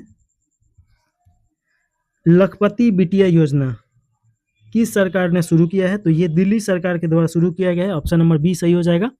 दिल्ली सरकार ने हाल ही में बालिकाओं की शिक्षा को मजबूत करने के लिए लखपति बिटिया योजना शुरू किया है। यह योजना 2008 की पुरानी लाडली योजना का उन्नत रूप है और 1 अप्रैल 2026 से ये प्रभाव में आया है। देखिए कि सरकार कुल 56,000 की राशि अलग अलग किस्तों में जमा करेगी, जो ब्याज सहित मैच्योरिटी 1 लाख से अधिक हो जाएगी और यह राशि सीधे बेटी के आधार से जुड़े बैंक खाते में भेजी जाएगी। तो ये आपका बी सही हो जाएगा। 16 के बाद 17 नंबर क्वेश्चन है, राष्ट्रगीत और राष्ट्रगान के लिए गृह मंत्रालय ने नया प्रोटोकॉल संदर्भ में असत्य है। तो नया प्रोटोकॉल जारी किया गया है, उसके संदर्भ में कौन सा असत्य है? इसके अनुसार जब भी राष्ट्रीय गीत या राष्ट्रीय गान एक साथ गाए जाए तो राष्ट्रीय गान को पहले गाया जाए या बजाया जाए, ये आपका गलत हो जाएगा। हाल ही में गृह मंत्रालय ने सभी राज्यों और सरकारी निकाय को एडवाइजरी जारी किया है कि इन पर जब भी राष्ट्रीय गीत और राष्ट्रीय गान एक साथ गाया जाए तो राष्ट्रीय गीत को पहले गाया जाए या बजाया जाए, साथ ही राष्ट्रीय गीत को पहले सभी 6 छंद का गायन भी अनिवार्य होगा। तो ये आपका हो जाएगा, तो ये गलत है। राष्ट्रीय गीत के पहले 6 छंद गायन भी अनिवार्य होगा, ये भी आपका सही है। राष्ट्रीय गीत का सरकारी संस्करण गाया या बजाया जाएगा और श्रोताओं को खड़े होकर सम्मान व्यक्त करना अनिवार्य है। राष्ट्रपति के देश को संबोधित करने के तुरंत पहले और बाद में, चाहे वो ऑल इंडिया रेडियो या टीवी पर हो, राष्ट्रीय गीत बजाना अनिवार्य है। ये आपका देखिए कि ऑप्शन नंबर ए सही हो जाएगा। पीएम राहत योजना के संबंध में कथनों पर विचार करना है और सत्य कथन का इसमें से चुनाव करना है। तो देखिए कि पहला में दिया गया है, इस योजना का मुख्य उद्देश्य गोल्डन आवर में बिना किसी वित्तीय बाधा के बेहतर इलाज सुनिश्चित करना है। तो देखिए कि गोल्डन आवर क्या होता है, तो जब एक्सीडेंट होता है तो एक्सीडेंट से 1 घंटा के बीच में का जो समय होता है गोल्डन आवर बोला जाता है। उस समय अगर चिकित्सा उपचार मिल जाए तो बचने का ज़्यादा चांस हो जाता है। तो ये आपका पहला सही है। प्रति व्यक्ति 1 लाख तक का कैशलेस उपचार मुफ्त दिया जाएगा। 1 लाख नहीं, 1.5 लाख कर दिया गया है, तो 1.5 लाख याद रखिएगा, ये गलत है। यह योजना देश की सभी श्रेणियों और सड़कों पर होने वाली दुर्घटना के लिए लागू है। इसके तहत आयुष्मान भारत से जुड़े सभी अस्पतालों को नामित अस्पताल माना जाएगा जहां पीड़ित अपना इलाज करा सकता है, ये भी सही है। तो 1, 2 और 4 हो जाएगा। तो इसमें देखिएगा कि ऑप्शन नंबर सी सही है, केवल 3 इसमें सही है। अगला क्वेश्चन है, मधुमक्खी गलियारा पहल किसके द्वारा प्रारंभ किया गया है? तो इसका राइट आंसर आपका हो जाएगा भारतीय राष्ट्रीय राजमार्ग प्राधिकरण के द्वारा। ऑप्शन नंबर बी सही है। मधुमक्खी गलियारा पहल का उद्देश्य राजमार्गों के किनारे फूलदार पेड़ों, झाड़ियों और घासों की एक श्रृंखला लगाकर मधुमक्खियों और अन्य परागकणों के लिए 1 साल भर भोजन और प्राकृतिक आवास सुरक्षित करना है। तो इसका ये आपका कारण है। अगला क्वेश्चन है, हाल ही में देश का पहला वरिष्ठ बजट पेश करने वाला भारत का पहला राज्य कौन बन गया है? तो इसका राइट आंसर आपका हो जाएगा केरलम बन गया है, जिसका ऑप्शन नंबर बी सही हो जाएगा। केरल का नाम अब केरलम कर दिया गया है, तो ये ध्यान दीजिएगा, केरलम। तो ऑप्शन नंबर बी सही हो जाएगा। केरल से और क्या क्वेश्चन पूछ सकता है? भारत का पहला कैशलेस राज्य यहाँ पे है और भारत का पूर्णतः डिजिटल साक्षर राज्य है, तो ये आप याद रखिएगा। अगला क्वेश्चन है 121 नंबर, भ्रष्टाचार धारक सूचकांक 2025 में प्रथम स्थान पे आपका डैश ए तथा भारत बी, यहाँ पे विकल्पों में ए और बी चयन करना है। तो देखिए कि इसका राइट आंसर आपका हो जाएगा भारत भ्रष्टाचार धारक सूचकांक 2025 में प्रथम स्थान पे आपका डेनमार्क है और 91वें स्थान पे आपका भारत है। तो ऑप्शन नंबर आपका सी सही है। अगला क्वेश्चन है 122 नंबर क्वेश्चन, हाल ही में भारत ने किरबले प्रोसेस की अध्यक्षता संभाली है। किरबले प्रोसेस निम्नलिखित में से किससे संबंधित है? तो इसका संबंध देखिए कि हीरा उद्योग से है, तो ऑप्शन नंबर आपका ए सही हो जाएगा। और हीरा उत्पादन में देखिए कि एमपी प्रथम स्थान पे है। अगला क्वेश्चन है कि हाल ही में चर्चा में रहा स्केल्प मिसाइल के संबंध में निम्नलिखित कथनों पर विचार करना है, सत्य कथन का चुनाव करना है। तो इसमें देखिए कि सत्य कथन आपका पहला में दिया गया, भारत सरकार ने फ्रांस से अतिरिक्त स्केल्प मिसाइल खरीदने का विचार कर रहा है, एकदम सही है। ये लंबी दूरी के fire and forget air launch cruise missile है, ये भी सही है। यह एक सुपरसोनिक मिसाइल है। ये देखिए कि ये एक सुपरसोनिक मिसाइल नहीं है, ये एक क्रूज मिसाइल के आधार पे ये काम करता है, तो ये आप याद रखिएगा। तो 1 और 2 सही है, तो ऑप्शन नंबर ए सही हो जाएगा। निम्नलिखित कथनों पर विचार करना है और असत्य कथन का इसमें चयन करना है।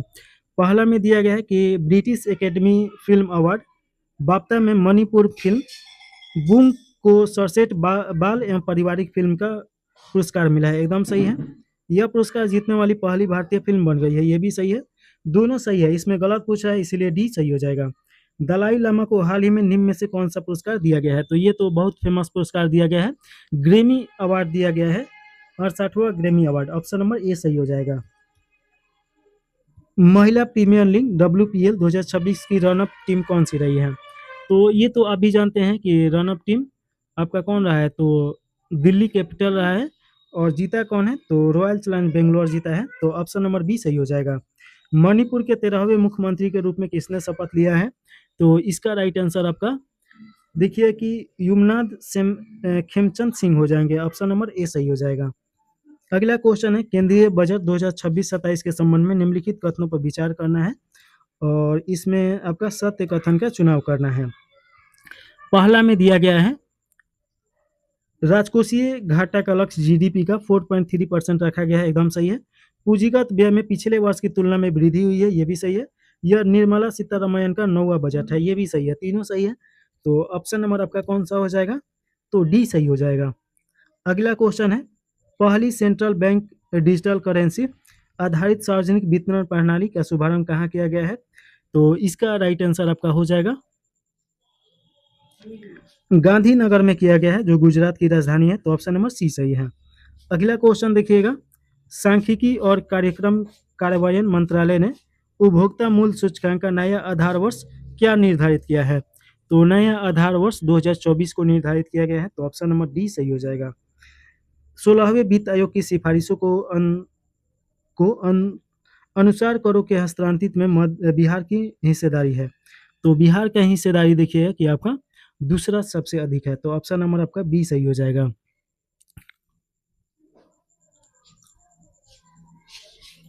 और उत्तर प्रदेश को सबसे अधिक मिला है, तो ये आप ध्यान दीजिएगा। तो उत्तर प्रदेश की हिस्सेदारी आपका 17 पॉइंट कितना हो जाएगा, 61% के आसपास हो जाएगा। और बिहार का है 9.95% हो जाएगा। अगला क्वेश्चन 32 नंबर क्वेश्चन पूछा जा रहा है, केंद्रीय बजट 2026-27 में बायो फार्मा शक्ति योजना के तहत 5 वर्षों के लिए कितनी राशि आवंटित की गई है? तो इसका राइट आंसर ए सही हो जाएगा, 10,000 करोड़ आवंटित किया गया है।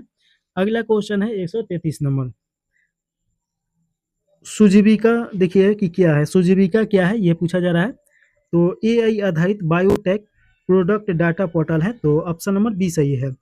अगला क्वेश्चन है, उन्नत एंटी ड्रोन सुरक्षा प्रणाली लागू करने वाला भारत का पहला बंदरगाह कौन बन गया है? तो ये आपका कौन सा बंदरगाह है? तो BO चिदम्बरम बंदरगाह बन गया है। ऑप्शन नंबर आपका ए सही हो जाएगा। ये किस राज्य में है? तो तमिलनाडु, याद रखिएगा। और अगला क्वेश्चन है, चलिए अगला क्वेश्चन देखिए, बिहार सरकार और किस देश के पर्यटन विभाग के बीच हाल ही में बौद्ध सर्किट को बढ़ावा देने के लिए एक विशेष वर्चुअल बैठक आयोजन किया गया है, यानी वीडियो कॉन्फ्रेंस बैठक के द्वारा। तो इसका राइट आंसर देखिएगा कि आपका हो जाएगा, कौन सा देश है? तो ये कंबोडिया है। तो ऑप्शन नंबर आपका डी सही हो जाएगा। अगला क्वेश्चन देखिएगा,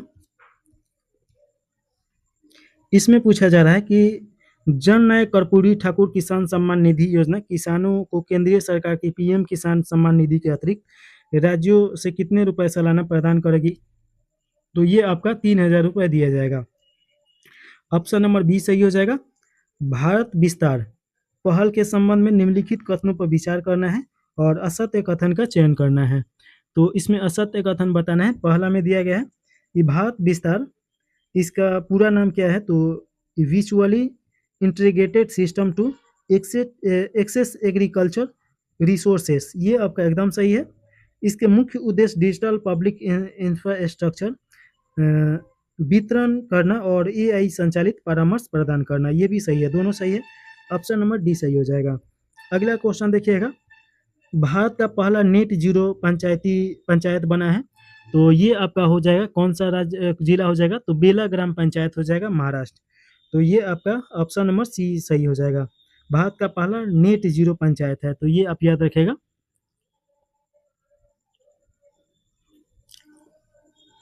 गृह मंत्रालय ने 23 फरवरी 2026 को भारत की पहली व्यापक राष्ट्रीय आतंकवाद रोधी नीति और रणनीति का अनावरण किया है। इसका क्या नाम है? तो इसका प्रहार नाम है। ऑप्शन नंबर बी सही हो जाएगा।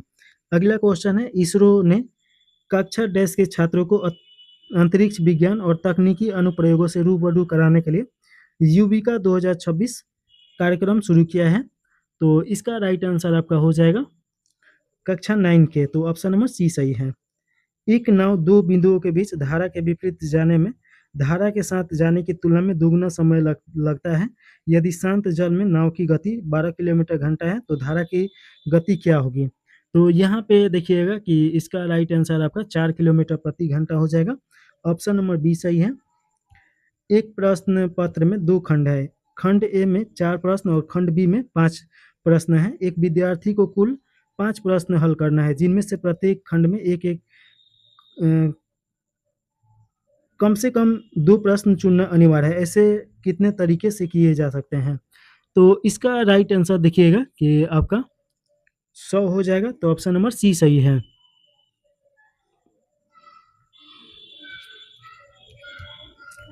देखिए इतना दिया गया है और पदों में लॉग इतना है, तो इसके स्थान पे क्या आ जाएगा?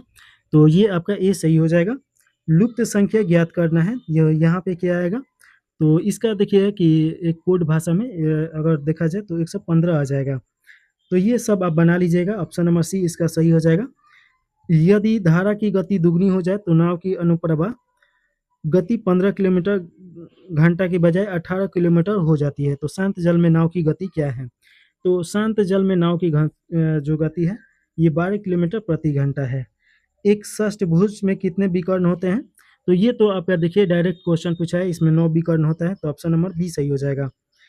और देखिएगा कि इसमें पूछा जा रहा है निम्नलिखित शब्दों में सही शब्द को क्रम में व्यवस्थित करना है। तो इसमें बताना है, ये बहुत ईजी होता है। देखिए कि अल्फ़ाबेटिक क्रम में ये सजा देना है, तो आप सजा लीजिएगा, इसमें आपका आंसर आ जाएगा 2 4 3 1 आ जाएगा। तो ऑप्शन नंबर आपका कौन सा हो जाएगा? अच्छा 2 3 4 1 हो जाएगा।